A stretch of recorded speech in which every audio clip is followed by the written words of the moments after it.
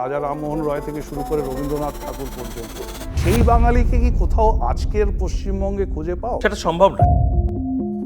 তৃণমূল তৈরি হচ্ছে ব্যক্তিত্বের সংঘাতের জন্য, আদর্শগত সংঘাতের জন্য না। তৃণমূল রাজ্যের শাসক দল, এদের যারা নেতা নেত্রী মন্ত্রী যারা রয়েছেন, যারা সবাই এক কথা ওই টেমপ্লেটটা আউড়ে যাচ্ছেন, তারা কি সবাই একসঙ্গে কলেজে গিয়েছিলেন, একই হিস্ট্রি ডিপার্টমেন্টে পড়েছেন, একই বছরে একই ইতিহাস শিক্ষকের কাছে? তাহলে এত বিকৃতিটা এত ইউনিফর্মলি স্ট্যান্ডার্ড ইউনিফর্মলি কেমন করে হয়?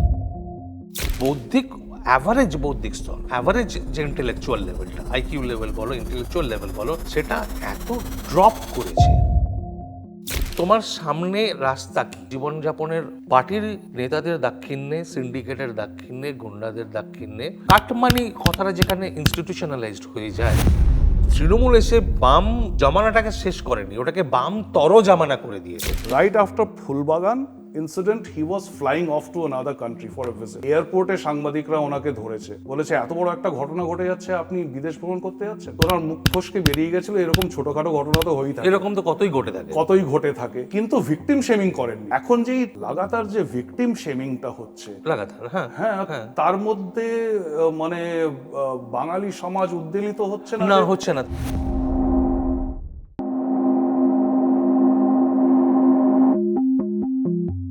নমস্কার, আমি সুরজিৎ দাশগুপ্ত। এই চ্যানেলে যেই মানুষটিকে আপনারা রেগুলার দেখে থাকেন, নিয়মিত দেখে থাকেন, তার পরিচয় নেতাজি সুভাষচন্দ্র বসুর গবেষক হিসাবে। তিনি জোর গলায় বলেন যে 18ই অগস্ট 1945 সালে নেতাজি মারা যাননি, দ্যাট ওয়াজ আ ডিসেপশন। উনি মিশন নেতাজির সাথে যুক্ত, তার স্থাপনা করে ওনার একটি পুরো বলতে গেলে প্রেশার গ্রুপ আছে। এসব কথা আপনারা জানেন। হয়তো আপনাদের মধ্যে, ওনার দর্শকের মধ্যে অনেকে এও জানেন যে নেতাজি সংক্রান্ত গবেষণা করা ওনার পেশা নয়। উনি পেশায় প্রথমে এনভায়রনমেন্টালিস্ট ছিলেন, পরিবেশবিদ, তারপরে বিজনেস অ্যানালিস্ট, তারপর ইকোনমিক কনসালটেন্ট। কিন্তু এসবের চেয়ে অনেক বেশি গভীরে যেতে হয় যদি সেই মানুষটাকে জানতে হয় যে এতদিন ধরে আপনাদের সামনে এত তথ্য তুলে ধরেছে নেতাজি সম্বন্ধে, যার ব্যাপারে আমরা সবাই একটু আবেগে আপ্লুত হয়ে যাই যে নেতাজি সম্পর্কে। তার সম্বন্ধে যিনি আপনাদের এত কিছু জানিয়েছেন, সেই মানুষটা কে? The man behind the name. সেটাই আজকের আলোচনায় আমরা আপনার সামনে তুলে ধরবো। এবং যেহেতু আমরা বাঙালি, বাংলা নিয়েও আলোচনা করব, এখনকার পরিস্থিতি নিয়ে আলোচনা করব। কিন্তু সবচেয়ে প্রথমে ইন্ট্রোডিউস করি চন্দ্রচূড় ঘোষ। স্বাগতম। ধন্যবাদ সুরজিৎ। চন্দ্রচূড়, আমাদের পরিচয় কত পুরনো সেটা তো আর এখানে বলার দরকার নেই, কিন্তু 20 বছরের ওপর তো হয়ে গেছে। হ্যাঁ, তো আমি তোমাকে কতটা চিনি সেটা তো না, এখন দর্শককে চেনাতে চাই যে তুমি মানুষটা কে। তো যতদূর আমি জানতে পেরেছি, আমার ইন্ট্রোডিউস করার সময় যেটুকু বললাম তোমার সম্বন্ধে, সেটা তো হয়তো তুমি সোশ্যাল মিডিয়াতেও লিখেছো, কিন্তু এছাড়া হয়তো কয়েকজন জানেন, কয়েকজন জানেন না। তোমার ঠাকুরদা ফরওয়ার্ড ব্লকে ছিলেন, স্বাধীনতা সংগ্রামী ছিলেন, এবং ফরওয়ার্ড ব্লকের তরফ থেকে বর্ধমান থেকে উনি সাংসদ ছিলেন, এমপি ছিলেন। তো তোমার তো রক্তে বইছে, এই নেতাজির সাথে যে তুমি জড়িয়ে পড়বে, এইটা একটা আন্দোলনের একটা শেপ দেবে এটাকে, এটা তোমার থেকে বোধহয় এক্সপেক্টেড ছিল। বলতে পারো, সেটা বলা যেতে পারে যে এই যোগাযোগটা পারিবারিক সূত্রে আমি পেয়েছি। এখন যেভাবে রয়েছে সেইভাবে হয়তো নয়, কারণ এটা অবভিয়াসলি আমার নিজের ইন্টারেস্টের জন্য আরও ডেভেলপ করেছি, অনেক বেড়েছে, অনেক গভীর হয়েছে, অনেক বিস্তৃত হয়েছে। আর পারিবারিক সূত্রে, পারিবারিক বলবো কেন, আমার ঠাকুরদাদার সূত্রে যোগাযোগ শুধু নেতাজির সঙ্গে নয়, যোগাযোগটা শুরু হয়েছে দেশবন্ধু চিত্তরঞ্জনের সঙ্গে। আমার ঠাকুরদা যখন স্কটিশ চার্চ কলেজে পড়েন কলকাতায়, তখন তার 16 বছর বয়সে 1921-এর নন কোঅপারেশন মুভমেন্টে যোগদান করেন। তো সেই সময় উনি দেশবন্ধু যে ভলেন্টিয়ার জোগাড় করছিলেন, দেশবন্ধুর ভলেন্টিয়ারের দলে ছিলেন। 16 বছর বয়সে জেলে যান দেশবন্ধুর নেতৃত্বে। তো সেইখান থেকে শুরু হয়েছে। পরবর্তীকালে অবশ্যই সুভাষচন্দ্রের সঙ্গে ওনার আদর্শে অনুপ্রাণিত হয়ে ফরওয়ার্ড ব্লক যখন গঠন করেন সুভাষচন্দ্র, তখন থেকেই ফরওয়ার্ড ব্লকে রয়েছেন। স্বাধীনতার পরে ডিস্ট্রিক্ট বোর্ড যেগুলো ছিল, বর্ধমান ডিস্ট্রিক্ট বোর্ড যেটা ছিল, তার প্রথম বামপন্থী চেয়ারপারসন 1951 সালে, তারপরে সাংসদ। তো আমি যখন ছোটোবেলায় বাড়ির চারিপাশে দেখেছি খুব মানে একটা বিশাল রাজনৈতিক পরিবেশ, সবসময় রাজনীতির কথা হচ্ছে, রাজনৈতিক লোকজন আসছেন যাচ্ছেন, যারা অনেক মানে হাই প্রোফাইল রাজনৈতিক যারা ছিলেন, নেতা মন্ত্রী যাই বলো, তাদের যাওয়া আসা, দলের কর্মীরা প্রচুর আসা। আমাকে কখনো কখনো তো পার্টি অফিসে নিয়ে যাওয়া হতো, হয়তো মানে বাড়িতে কেউ নেই বা কোনো কিছু অনুষ্ঠানের জন্য পার্টি অফিসে যাওয়া। তারপর বিভিন্ন যে অনুষ্ঠানগুলো ছিল, নেতাজি জন্মজয়ন্তী যেটা, প্রভাত ফেরি বের করা, স্কুলের অনুষ্ঠান বলো, আর এত মানে নেতাজিকে ঘিরে এত অনুষ্ঠান ছিল যে সাবকনশিয়াস মাইন্ডে ওটা একটা ঢুকে যায়। তো ওই ওই ওই জিনিসটা তো একটা সাইকোলজিক্যাল ফ্যাক্টর ছিলই, কিন্তু তা সত্ত্বেও আমি ব্লাইন্ডলি কখনো এই ব্যাপারটাকে ফলো করিনি। হ্যাঁ, একটা জেনারেল ইন্টারেস্ট ছিল স্কুলে কলেজে, জেনারেল ইন্টারেস্ট ছিল যে কী হয়েছিল, এত কটা কমিশন হয়েছে, এই হয়েছে, ডিটেলে আমি কোনোদিন যাই। অবাক করা ব্যাপার হলো এই যে আমার কিন্তু তোমার সাথে আলাপ পরিচয় হওয়ার আগে অনুজ ধরের সাথে আলাপ পরিচয় হয়েছিল। আর দর্শকরা হয়তো জানেই যে এই ধর কিন্তু বাঙালি ধর নয়, কাশ্মীরি পণ্ডিত। হ্যাঁ, তো ও তো হিন্দুস্তান টাইমসে কাজ করতো, সাংবাদিক ছিল। হঠাৎ ওর মনে হলো যে না, এই নেতাজি ব্যাপারে খুব গন্ডগোল হচ্ছে, যা মানুষকে জানানো হচ্ছে সেটা ঠিক নয়। তারপরে ঝাঁপিয়ে পড়লো এর উপরে, চাকরি বাকরি সব ছেড়ে দিয়ে। তুমি কিভাবে অনুজ ধরের সাথে যুক্ত হলে? দেখো, যোগাযোগটা হয়েছে অনুজের যে সূত্রে এই কাজে ঢোকা। হিন্দুস্তান টাইমসে তোমার মনে থাকবে যখন মনোজ মুখার্জি কমিশন ইনভেস্টিগেট করছে গোটা বিষয়টা, লাস্ট যে কমিশন ছিল 1999 থেকে 2005 অবধি, তো ওই সময় হিন্দুস্তান টাইমস একটা প্যারালাল ইন্ডিপেন্ডেন্ট জার্নালিস্টিক ইনভেস্টিগেশন করছিল ওই বিষয়ে। তো দুটো ফেজে ওরা ইনভেস্টিগেশনটা করে। অনুজ ওই টিমের ভেতরে ছিল।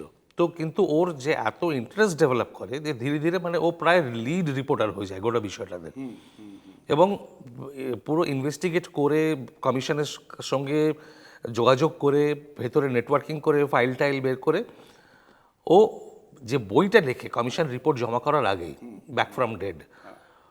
তো অনুজের লেখা প্রথম আর্টিকেল যখন আমি হিন্দুস্তান টাইমসে পড়ি, আমার খুব রাগ হয়েছিল।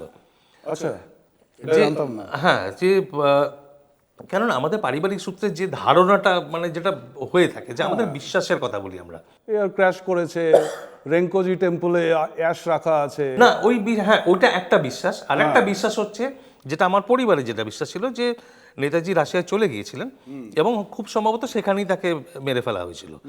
বিশ্বাস, মানে ডাইরেক্ট কারুর কোনো জ্ঞান ছিল না, কিন্তু নলেজ থাকা সম্ভব নয়। তখন সবই বিশ্বাসের ওপরে যে কি হয়ে থাকতে পারে। তো এই বিশ্বাসটা আমারও ওই ধারণাই ছিল যে রাশিয়া গিয়েছিলেন এবং হয়তো রাশিয়াতেই শেষ করে দিয়েছে। মানে তুমি রেগে গিয়েছিলে কিসের জন্য? যে মানে ট্যাম্পারিং উইথ দ্য লেগেসি? না না না, ট্যাম্পারিং উইথ দ্য লেগেসি না, যে মানে এত এই যে তথ্যগুলো, যে থিওরিগুলো, যে তত্ত্বগুলো যেগুলো আছে, আজকে আমরা তিনটে তত্ত্বের কথা বলি, যে হয় প্লেন ক্র্যাশে মারা গিয়েছিলেন, না হয় রাশিয়ায় গিয়ে ওনাকে শেষ করে দেওয়া হয়, তা না হলে ভারতে সাধু হয়ে ফিরেছিলেন, যেটাকে আমরা গুমনামি অ্যাঙ্গেল, সেই প্রসঙ্গে আমি আসছি। তো এই তিনটে তত্ত্বের কথা আমরা মেনলি বলি। কিন্তু যেটা মানে বেশিরভাগ লোকে জানে না, যে এছাড়াও অসংখ্য থিওরি রয়েছে, হাইপোথেসিস রয়েছে, যেগুলোর জন্য কোনো প্রমাণ নেই, গুজব, লোকের ধারণা, এখানে দেখেছি নেতাজিকে, ওখানে দেখেছি নেতাজিকে। খুব মজার একটা গল্প উঠে আসে, মধ্যপ্রদেশের শিবপুর কালান বলে একটা জায়গা আছে, সেখানে গ্রামবাসীরা এসে একটা কমিশনে, খোসলা কমিশনে 70-এর দশকে সাক্ষ্য দেন যে ওই গ্রামে নাকি একটা হেলিকপ্টার ভেঙে পড়েছিল, এবং সেই হেলিকপ্টারে 3 জন যাত্রী ছিল, পাইলট এবং তার সঙ্গে 2 জন যাত্রী। তো প্রথম যে যাত্রীরা কেউ আহত হয়নি খুব একটা। তো প্রথম যে যাত্রী বেরিয়ে আসে ভাঙা হেলিকপ্টার থেকে, ফুল মিলিটারি ইউনিফর্মে বেরিয়ে আসেন, তিনি নাকি অ্যাডলফ হিটলার। আচ্ছা, আর তার পেছনে পেছনে সন্ন্যাসীর বেশে একজন বেরিয়ে আসেন, তিনি নাকি নেতাজি সুভাষচন্দ্র। তো এই ধরনের যে আজগুবি গল্প এত ছিল, যে এইগুলো প্রতি আমি বিরক্ত হয়ে গেছিলাম যে এইগুলো কেন আছে আচ্ছা, so here comes another conspiracy theory. আলাদা কনস্পিরেসি মানে মানে হ্যাঁ, বুঝতে মরতে পেরেছি। দেবে না একে, মানে সে সাধু বানিয়েই ছাড়বে, এই জন্য রাগটা হয়েছিল। কেননা তখনও অত কনভিনসিং প্রমাণ ছিল না, কনভিনসিং প্রমাণ ধীরে ধীরে ধীরে ধীরে বেরোতে থাকে। তো ব্যাক ফ্রম ডেড হচ্ছে প্রথম যে একটা বই ফর্মে অনুজ যে গোটা ঘটনা বলিগুলোকে সাজায় একটা স্ট্রাকচারের মধ্যে নিয়ে এসে, এবং এভিডেন্সগুলো কমপ্লিট না হলেও Compelling. কম্পেলিং এভিডেন্স সেইখান থেকে শুরু হয়। তো ওই সময় আমি তখন ইউকেতে, আর জাস্টিস মুখার্জির কাজ শেষ হওয়ার দিকে, হ্যাঁ হ্যাঁ, ওইটাই তো জাস্টিস মুখার্জিরই কাজের সময়, 2004। 2004। তো আমি বইটা ভারত থেকে ওখানে আনাই, দিয়ে পড়ি, পুরো পড়ে ভালো লাগে। কিন্তু আর তখন ফেসবুক তো কিছু ছিল না। তো ফলে ওই গুগল গ্রুপস, ইয়াহু গ্রুপস, ওই ইমেলের গ্রুপসগুলো ছিল, তো প্রচুর ইয়াং ছেলে মেয়ে একসঙ্গে ধীরে ধীরে ধীরে ধীরে ওই জয়েন করতে থাকে গ্রুপ, এগুলোতে প্রচুর ডিবেট ডিসকাশন প্রচুর হতো। তখন থেকে অনুজের সঙ্গে যোগাযোগ ওই 2004-এর শেষ থেকে 2005-এর একদম গোড়ার দিক থেকে, ওই সময়টা থেকে। আচ্ছা, তো ততদিনে কি মিশন নেতাজি ফর্ম হয়ে গেছে? না, মিশন নেতাজি ফর্ম হয়নি, মিশন নেতাজি অনেক পরে ফর্ম হয়েছে। আচ্ছা আচ্ছা, মিশন নেতাজি 2005-এর শেষের দিকে ইনফর্মাল একটা গ্রুপ তৈরি হয়। 2006-এ আমি ছুটিতে দিল্লিতে আসি যখন ইউকে থেকে, তখন আমি এসেই একটা ট্রাস্ট হিসেবে আমরা এটাকে রেজিস্টার করি। আচ্ছা আচ্ছা সেটা 2006-এর রেজিস্টার্ড হয়, কিন্তু ফরমেশন 2005-এ। আচ্ছা। তো ওই সময় থেকে যোগাযোগ শুরু, যে আমরা ঠিক করি একটা না একটা কিছু তো করবো। অনুজের যে তার পরের বইটা ইন্ডিয়াস বিগেস্ট কাভার আপ, সেখানে সেই সূত্রে কাজ করতে গিয়েও আমাকে বলেছিল যে নেতাজিকে জানার জন্য যতটা মানে লিটারেচার বাংলায় আছে সেগুলো নাকি তুমি ওর জন্য ডিসাইফার করে দিয়েছিলে যে কি আছে। কারণ নেতাজির কয়েকটি পক্ষ, স্বাধীনতা সংগ্রামী ছিলেন, দুর্ধর্ষ ছিলেন, একমাত্র স্বাধীনতা সংগ্রামী যে মিলিটারি সলিউশনের কথা ভেবেছিল, এই কথাগুলো তো লোকে জানে, কিন্তু নেতাজি বাঙালি হিসেবে এবং তার সম্বন্ধে এত কথা বাংলায় লেখা আছে। আমাদের তো ইন্টারনেট যুগের একটা সীমাবদ্ধতা আছে, ইংলিশে না লেখা থাকলে অ্যাক্সেসিবল হয় না। তো সেই বাংলায় লেখাগুলো তুমি মানে তাকে সাপ্লাই করেছো, অনুবাদ করে দিয়েছো। শুধু সেইটুকু নয়, অ্যাকচুয়ালি আমরা যখন 2005-এর পর থেকে মিশন নেতাজি যখন কাজ করতে শুরু করি, 2006-এর পর থেকে রেজিস্টার করার পর থেকে আমরা ওই রাইট টু ইনফরমেশন অ্যাক্টের আন্ডারে ট্রান্সপারেন্সি ক্যাম্পেইনটা শুরু করি, যেসব ডিক্লাসিফিকেশন ক্যাম্পেইন যেটা। তো তখন থেকে আমরা ইন্টেন্সলি, আমি তো 2006-এর শেষে ভারতে ফিরে আসি, তো তখন থেকেই ইন্টেন্সলি এই পুরো ডিক্লাসিফিকেশন ক্যাম্পেইনটা নিয়ে কাজ করছি। সমস্যা ছিল, আমি তখন ফুল টাইম প্রফেশনাল, আমার প্রফেশনাল লাইফই দিনে আমার 12 থেকে 14 ঘন্টা নিয়ে হ্যাঁ, তো 12 থেকে 14 ঘন্টা তো আমার ওখানে চলে যেত। তার মধ্যে থেকেই সময় বের করে আমরা এগুলো সব করতাম, মাথা খাটিয়ে কি অ্যাপ্লিকেশন করব, কি চাইবো, কার কাছে চাইবো, কি আর্গুমেন্ট করা। তো এই লিগাল বা সেমি লিগাল যে কাজগুলো ছিল সেগুলো সব আমার দায়িত্ব। কিভাবে ড্রাফট করা হবে, কি আর্গুমেন্ট দেওয়া হবে, গিয়ে আর্গিউ করা মিনিস্ট্রির সঙ্গে, ইনফরমেশন কমিশনের সামনে বসে, তো এইগুলো আমার দায়িত্ব ছিল। আর যেটা হতো যে তখন ইন্টেন্সলি কাজ করতে করতে আমরা ডকুমেন্ট যেগুলো বেরোচ্ছে সেগুলো একসঙ্গে পড়ছি, আলাপ আলোচনা হচ্ছে, কি অনুযায়ী আমার সঙ্গে মানে রেগুলার ডিসকাশন। সরকারের সাথে যে কথা বলছো, কেন্দ্র সরকার না রাজ্য সরকার?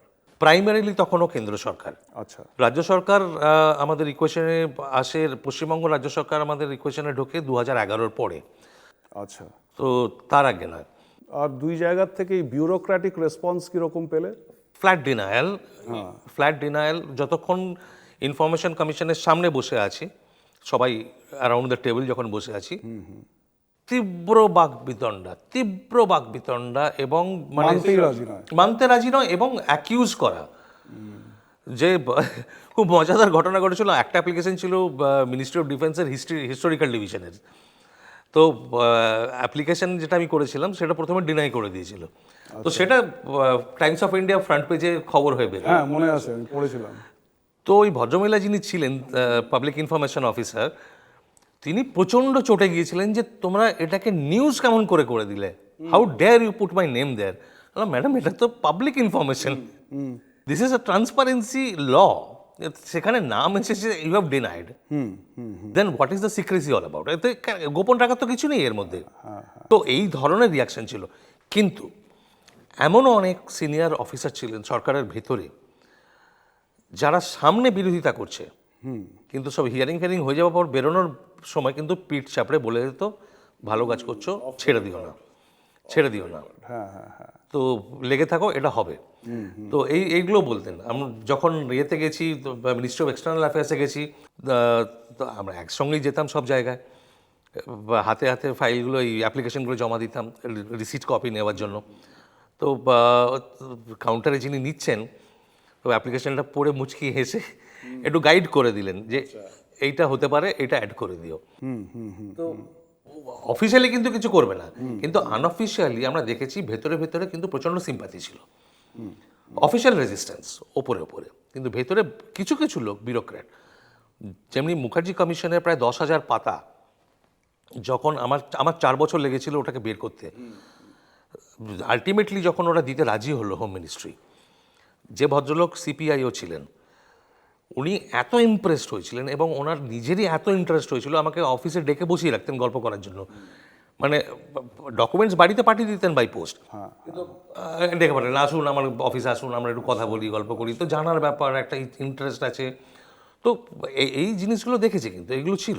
এইসব করতে করতে করতে করতে অবশেষে 2016-এ কয়েকটি ফাইল, মানে আমি যতদূর জানি এখনও সবকটি ক্লাসিফাইড ফাইল ডিক্লাসিফাই হয়নি, কিন্তু কিছু ফাইল রাজ্য সরকার, কিছু ফাইল কেন্দ্র সরকার ডিক্লাসিফাই করেছে ন্যাশনাল আর্কাইভসে, এখন এগুলোকে পাওয়া যায়। তোমাদের বক্তব্য হচ্ছে যে যতক্ষণে না বিদেশের বেশ কয়েকটি সরকারের সাথে কথা বলা হয়, তো তাদের কাছে যে গোপন তথ্য আছে সেগুলো তো বেরিয়ে আসবে না। যাই হোক, কিন্তু এই আলোচনাটা আমাদের নেতাজি নিয়ে নয়, এটা তোমাকে নিয়ে।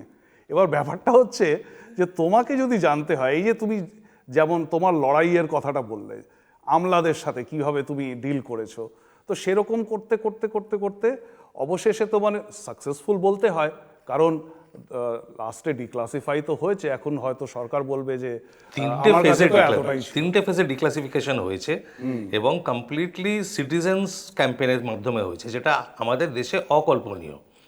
কখনো কেউ ভাবেনি যে সিটিজেন্স ইনিশিয়েটিভ মানে কি, দুটো ছেলে অ্যাপ্লাই করে যাচ্ছে, এ করে যাচ্ছে, চেষ্টা করে যাচ্ছে, এবং ইনস্টিটিউশনাল ফ্রেমওয়ার্ককে ইউজ করে, লিগ্যাল ফ্রেমওয়ার্ককে ইউজ করে ইনফরমেশন বের করে আনছে।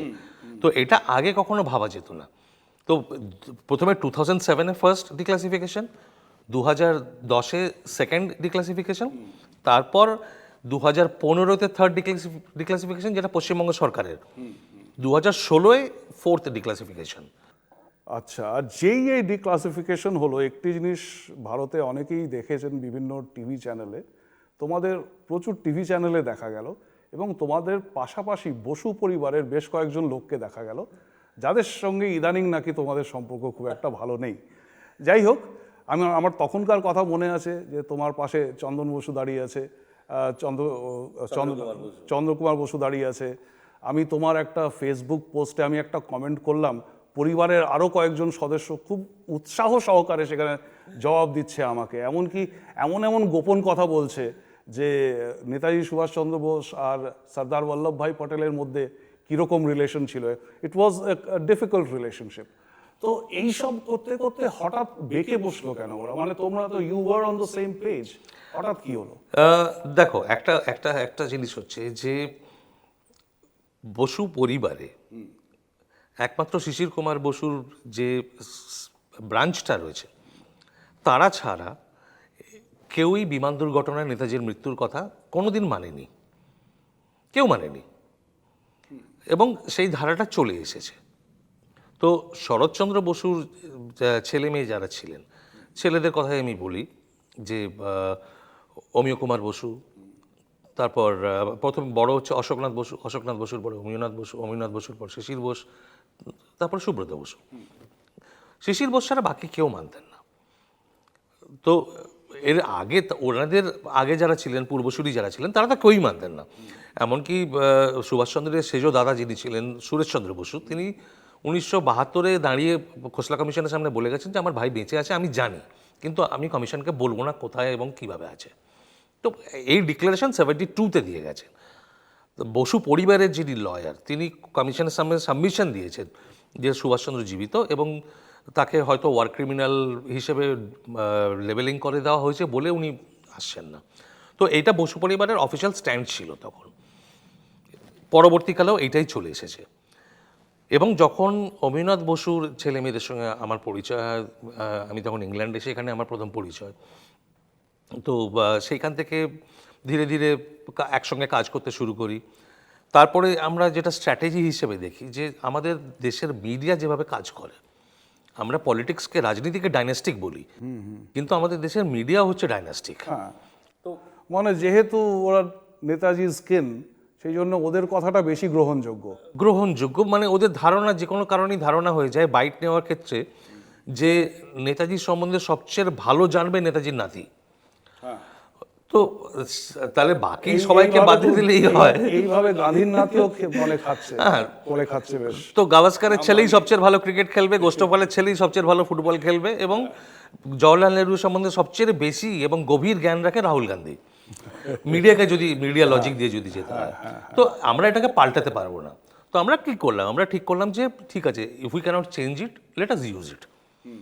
তো এই সব ধীরে ধীরে এনাদের সামনে আনতে শুরু করলাম যে আপনারা সামনে আসুন, show your face, start talking. তো কি বোধহয় কী বলতে হবে, কাকে চিঠি পাঠাতে হবে, এগুলো সব আমরা ড্রাফট করে দিতাম, হ্যান ত্যান এগুলো সব ছিল, সব হচ্ছিল। এই পুরো সময় কিন্তু আমরা সবাই জানে যে আমরা শুরু থেকেই, বা অনুজ তো একদম শুরু থেকে, আমি পরবর্তীকালে একদম 100% কনভিন্স হয়েছি। প্রথমের দিকে আমি বলতাম যে আমি 95% কনভিন্স, 5% মার্জিন অফ এরার আমি রেখে দেবো সবসময়। কেননা যতক্ষণ না আমি নিজে ফুললি কনভিন্স হচ্ছি ততক্ষণ আমি ওটাকে পাবলিকলি বলবো যে আমার 5% একটা মার্জিন অফ এরারের জায়গা রয়েছে। কিন্তু 95% ইজ আ বিগ পার্সেন্টেজ। তো ওনারা জানতেন। ইনফ্যাক্ট কলকাতার বুকে স্টেটসম্যানের অপেড আমার ছাপা হয় গুমনামি বাবাকে সাপোর্ট করে, গুমনামি বাবা অ্যাঙ্গেলটাকে সাপোর্ট করে 2010-এ। ওইভাবে অত পরিষ্কারভাবে গুমনামি বাবা নিয়ে কোনো সংবাদপত্রে, বিশেষ করে ইংলিশ নিউজ পেপারে, কেউ ছাপেনি আগে। কিন্তু 14-15 সালেও, 2014-15তেও আমি তোমার মুখে শুনেছি আমরা 100% বলছি না, 90-95%। আমি 95% যতদিন না আমি 2016 অবধি, আমি 2017 অবধি আমি 95% ধরে রেখেছি। হ্যাঁ, তো এই জন্য আমি এবার 2018-এ আসছি, কারণ 2018-এ তুমি আর অনুজদার মিলে কোনান ড্রাম বার করলে 19-এ, হ্যাঁ 2019-এ, and all hell broke loose with the release where you actually, stuck your neck out, saying that Gumnami Baba is Netaji Subhash Chandra Bose and nobody else. এবং শুধু তাই নয়, মানে your detractors, তোমার কথাবার্তা যারা পছন্দ করে না, তাদের আরেকটা জিনিস যে নিশ্চয়ই খুব গায়ে লেগেছে, সেটা হচ্ছে সেই বইয়ের উপরে ভিত্তি করে, কোনান ড্রামের উপরে ভিত্তি করে একটা সিনেমা হয়ে গেল। এবং যত লোকের কাছে লিটারেচার পৌঁছায় না, সাহিত্য পৌঁছায় না, সিনেমা পৌঁছে যায় অবভিয়াসলি, ন্যাচারালি। আর সেই ক্ষেত্রে তো মানে বসু পরিবার আরো তোমার উপরে একেবারে ওদের খেপে যাওয়াটা শুরু হলো যখন সৃজিত গুমনামি মুভিটা অ্যানাউন্স করলো। এবং আমরা রেকি করতে গেলাম উত্তরপ্রদেশে, সৃজিতের টিমকে আমরা নিয়ে গেলাম সব জায়গাগুলো দেখানোর জন্য, যারা ওখানে লোকজন তখনও বেঁচে আছেন তাদের সঙ্গে পরিচয় করিয়ে দেওয়ার জন্য। তো অযোধ্যা, ফৈজাবাদ, লখনৌ এসব জায়গায় ঘুরিয়ে ঘুরিয়ে সব সাইটগুলো দেখালাম, লোকজনের সঙ্গে পরিচয় করিয়ে দিলাম। শুটিং কোথায় হবে সেটা সৃজিত ওখানে খুঁজে খুঁজে আমরা জায়গাগুলো দেখাতে গেলাম, তো ওখান থেকেই সিলেক্ট করলো। তো এই কাজগুলো যখন গুটিয়ে যেদিন আমরা লখনৌতে ফিরলাম, সেই দিন কলকাতা প্রেস ক্লাবে এই বসু পরিবারের এই সব সদস্যরা দেখলাম যারা আগে বিমান দুর্ঘটনাকে সমর্থন করতেন না, তারা সব জড়ো হয়ে গেল। তাদের পুরনো লেখার তো সব স্ক্রিনশট আছে আমাদের। সে তো আছেই, সে তো আর আসছি, সে প্রসঙ্গে পরে আসছি, রাজনীতির প্রসঙ্গে যখন ঢুকবো সেটা তখন বলবো। কিন্তু সেই দিন ওনারা প্রেস ক্লাবে একটা প্রেস কনফারেন্স ডাকলেন। অদ্ভুত ব্যাপার, প্রেস কনফারেন্স তো করতেই পারে, দুটো জিনিস অদ্ভুত ছিল। এক, আমাদের এগেনস্টে ইডি সিবিআই তদন্ত চাওয়া হলো যে আমরা নাকি ফরেন এজেন্টস, অ্যান্টি ন্যাশনাল, বাইরে থেকে ফান্ডেড, এইসব অনেক কথা বলা হলো। এবং প্রেস কনফারেন্সে ওরা রাখলো বাউন্সার। মানে চারটে মানে মুস্তান্ডা যাকে বলে সে বাউন্সার বাইরে দাঁড়িয়ে রয়েছে, কার ভয়ে, কিসের ভয়ে? হ্যাঁ, সেটাই তো। তো আমাদের ছেলেরা যারা আমাদের সঙ্গে কাজ করে কলকাতায়, তারা তো সব ভেতরে বসেছিল, তারা ঝামেলা করতে যায়নি, শুনতে গেছে, রেকর্ডিং করে এসছে। তো মানে বাউন্সার নিয়ে প্রেস কনফারেন্স করা এই প্রথমই দেখলাম আমি। তো যাই হোক, তো এই এই শুরু হলো রিভার্সাল ওদের। তো রিভার্সালটা প্রথমেই ওরা করেনি, মানে একদম 180 ডিগ্রি করেনি। ওরা প্রথমে গুমনামি বাবা নিয়ে আপত্তিটা তুলতে শুরু করলো, যদিও 2006 থেকে পরিচয়, 2006 থেকে এই 2019 অবধি এরা সবাই জানে আমরা কি বলছি, সবাই জানে, নতুন কিছু ছিল না। এমন নয় যে হঠাৎ আশ্চর্য হয়ে গেলাম, আরে এরা গুমনামি বাবা বলছে, না, আমরা তো গত 14 বছর ধরে বলে আসছি। তো নতুনটা কি হলো? তো হোয়াট চেঞ্জড, এই প্রশ্নটা, যে হোয়াট চেঞ্জড, কেন, কি একই, সে ভয়টা কিসের এত? এর মধ্যে আরেকটা ব্যাপার আমার মানে একটু মনে খটকা লাগছে, যে একটা তো হলো ঠিক আছে, বসু পরিবারের যে কোনো whatever be their reasons for disagreement with you, Bangali সমাজ, কারণ আমি এই কথাটা এই জন্য তুলছি যে তুমি, তারপরে অনুজ, বহুবার দেখেছি, কয়েকবার আমাদের সেখানে দেখাও হয়েছে, কলকাতার কোনো অডিটোরিয়ামে কোথাও গিয়ে তোমরা বলছো যে তোমাদের ফাইন্ডিংসগুলো কি কি কি কি তথ্য খুঁজে পেয়েছো। আর নেতাজি যদিও সর্বভারতীয় একটা জাতীয় ফিগার, কিন্তু উনি যে বাঙালি, মূলত বাঙালি, সেটা তো অস্বীকার করা যায় না। তো এই বাঙালি সমাজ, তুমি বাঙালি, আমি বাঙালি, এর মধ্যে দুটো অ্যাসপেক্ট আসে। একটা হচ্ছে যে অবাঙালি, সে হয়তো আমাদের দেখে ভাবে যে আমরা বাঙালি বলে এত উত্তেজিত নেতাজিকে নিয়ে, কিন্তু বাংলা সমাজ, তার কীরকম তুমি প্রতিক্রিয়া দেখলে তোমাদের ফাইন্ডিংসের প্রতি? এর কয়েকটা ধাপে ধাপে ভেঙে বলি, কিন্তু ওই প্রশ্নের উত্তরে যাওয়ার আগে তুমি যেহেতু কলকাতায় বিভিন্ন অনুষ্ঠানের কথা বললে, আমার মনে পড়ে গেল 2016-তে বোধহয় নজরুল মঞ্চে আমাদের অনুষ্ঠান ছিল, তুমি, রাজর্ষি, এরা সব। হ্যাঁ হ্যাঁ হ্যাঁ। তো সেই অনুষ্ঠানে তোমার হয়তো মনে থাকবে, প্রথম আমরা 10 মিনিট বলতে দিয়েছিলাম, সেটাকে টেনে ছিল বোধহয় ওটা, হ্যাঁ, ওই কামার স্ট্রিটে ওইখানে কোথাও একটা ছিল। গোর্কি সদনের কাছে। গোর্কি সদনে, কারেক্ট, গোর্কি সদনে। তো ওই তোমার চন্দ্র বসু সেখানে ছিলেন। তো 10-15 মিনিট সময় দিয়েছিলাম বলার জন্য, সে টেনে 45 মিনিটে নিয়ে গেল, থামে না আছে, জোর করে থামানো হলো। তো সেখানেও কিন্তু আমরা একই কথা বলেছিলাম, তখন আপত্তি হয়নি, তখন এসে সভাপতিত্ব করে গেছেন অনুষ্ঠানে। কিন্তু ওই 3 বছর পরে সেটা ঘুরে দাঁড়িয়ে সেটাকে আনএক্সেপ্টেবল হয়ে গেল, সেটা আর গ্রহণযোগ্য। আমি জিজ্ঞেস করেছিলাম ওনাকে একবার, তো আমি বললাম যে আপনি তো আগে অন্য কথা বলতেন, বলে কি মানুষ কি নিজের মত পাল্টাতে পারে না? হ্যাঁ, কিন্তু কেন, সেটা তো বলতে হবে। হ্যাঁ, তো সেটা তো আর বলতে পারছে না। কিন্তু এর মধ্যে আমি জানি না তুমি পরিষ্কারভাবে বলবে কিনা, আমার আশা যে তুমি বলবে, অনুজধার কিন্তু বলে বেড়াচ্ছে যে বাঙালি নাকি গাঁধীবাদী হয়ে গেছে, নেতাজিকে ভুলে গেছে। তোমার কি মত এটা, মানে what is your opinion about his assessment?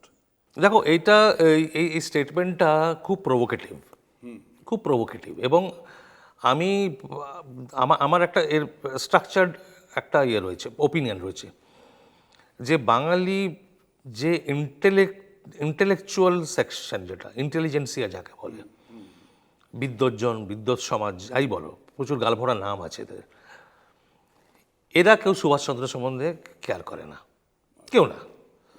আর এরাই সব সংবাদপত্র চালায়, সংবাদপত্রের ন্যারেটিভ তৈরি হয়, টিভি চ্যানেলের ন্যারেটিভ তৈরি করেন, সিনেমা, যাত্রা, নাটক, যত সাংস্কৃতিক হাতের মুঠোয় আছে, এরা কন্ট্রোল করেন। ফলে একটা সমাজের, একটা জাতির সমাজের যে বহিঃপ্রকাশ, সেই ন্যারেটিভটা যখন এই ধরনের লোক সেট করে, সেখানে তুমি সুভাষচন্দ্রকে দেখতে পাবে না, সেখানে সব হয় গান্ধী নয় নেহেরু। নেহরুর প্রভাব ধীরে ধীরে কমে এসছে অনেক, তার জায়গাটা পুরোটাই গান্ধীজি নিয়ে নিয়েছেন, এখন মানে গান্ধী ভক্ত নেহেরু।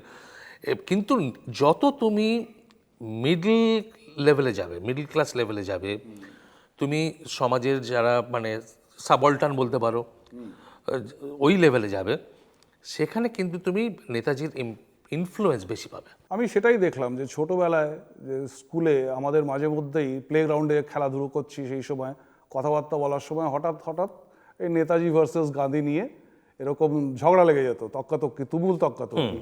এবং বেশিরভাগ বাচ্চাদেরই, আমার ক্লাসের বাচ্চাদের, শুধুমাত্র মানে বেঙ্গলের কথা বলছি না, এই যুব সমাজে বা টিনেজার্সদের মধ্যে আমি দেখেছি যে যেরকম নেতাজিকে নিয়ে লোকে আন্দোলিত হয়ে যায়, সেরকম ইতিহাসের ক্লাস, যেমন ক্লাসের ভেতরে ইতিহাস পড়ানো হচ্ছে এবং আধুনিক ইতিহাসে এসে গেছে, কন্টেম্পোরারি হিস্ট্রিতে, যেখানে ফ্রিডম স্ট্রাগল নিয়ে কথা হচ্ছে, প্রত্যেকটি বাচ্চার মুখে প্রশ্ন যে নন ভায়োলেন্সে কি করে ফ্রিডম পাওয়া যায়, আমরা তো বুঝতে পারছি না। হ্যাঁ, কিন্তু কেউ প্রশ্ন করেনি যে যুদ্ধ করে কি করে ফ্রিডম পাওয়া যায়, কারণ পুরো পৃথিবী জুড়ে তো যুদ্ধ করেই ফ্রিডম পাওয়া হয়। হ্যাঁ, শুধু যুদ্ধ নয়, মানে ব্যক্তিত্ব, আদর্শ সব মিলিয়ে সুভাষচন্দ্র নিয়ে যে ভাবোন্মোদনা রয়েছে গোটা প্রদেশে, পশ্চিমবঙ্গে এবং পাশেও, সেইটা কিন্তু ওই ভাবাবেগটা ওপরের সমাজের ওপরের তলায় নেই।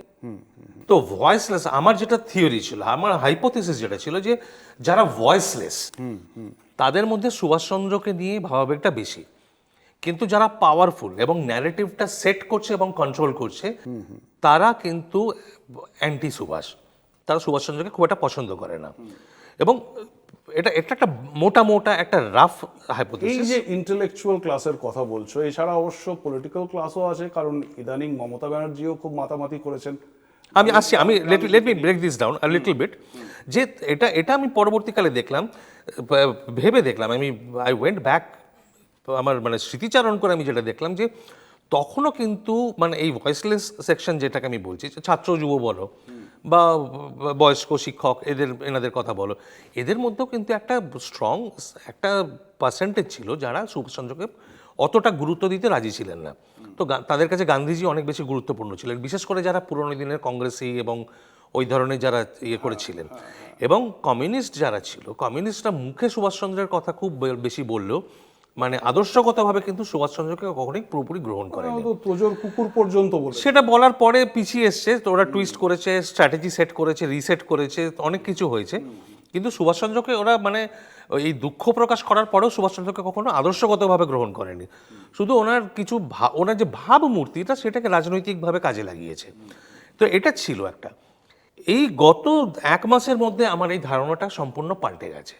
যখন একটা পিটিশন শুরু করলাম যে রাজনৈতিক, এখন ইলেকশন আসছে, ইলেকশন সময়টা হচ্ছে বেস্ট টাইম রাজনৈতিক নেতা এবং দলের ওপরে চাপ দেওয়ার, যে তোমার কি চাই, তোমার নিজের এজেন্ডা সেট করার জন্য।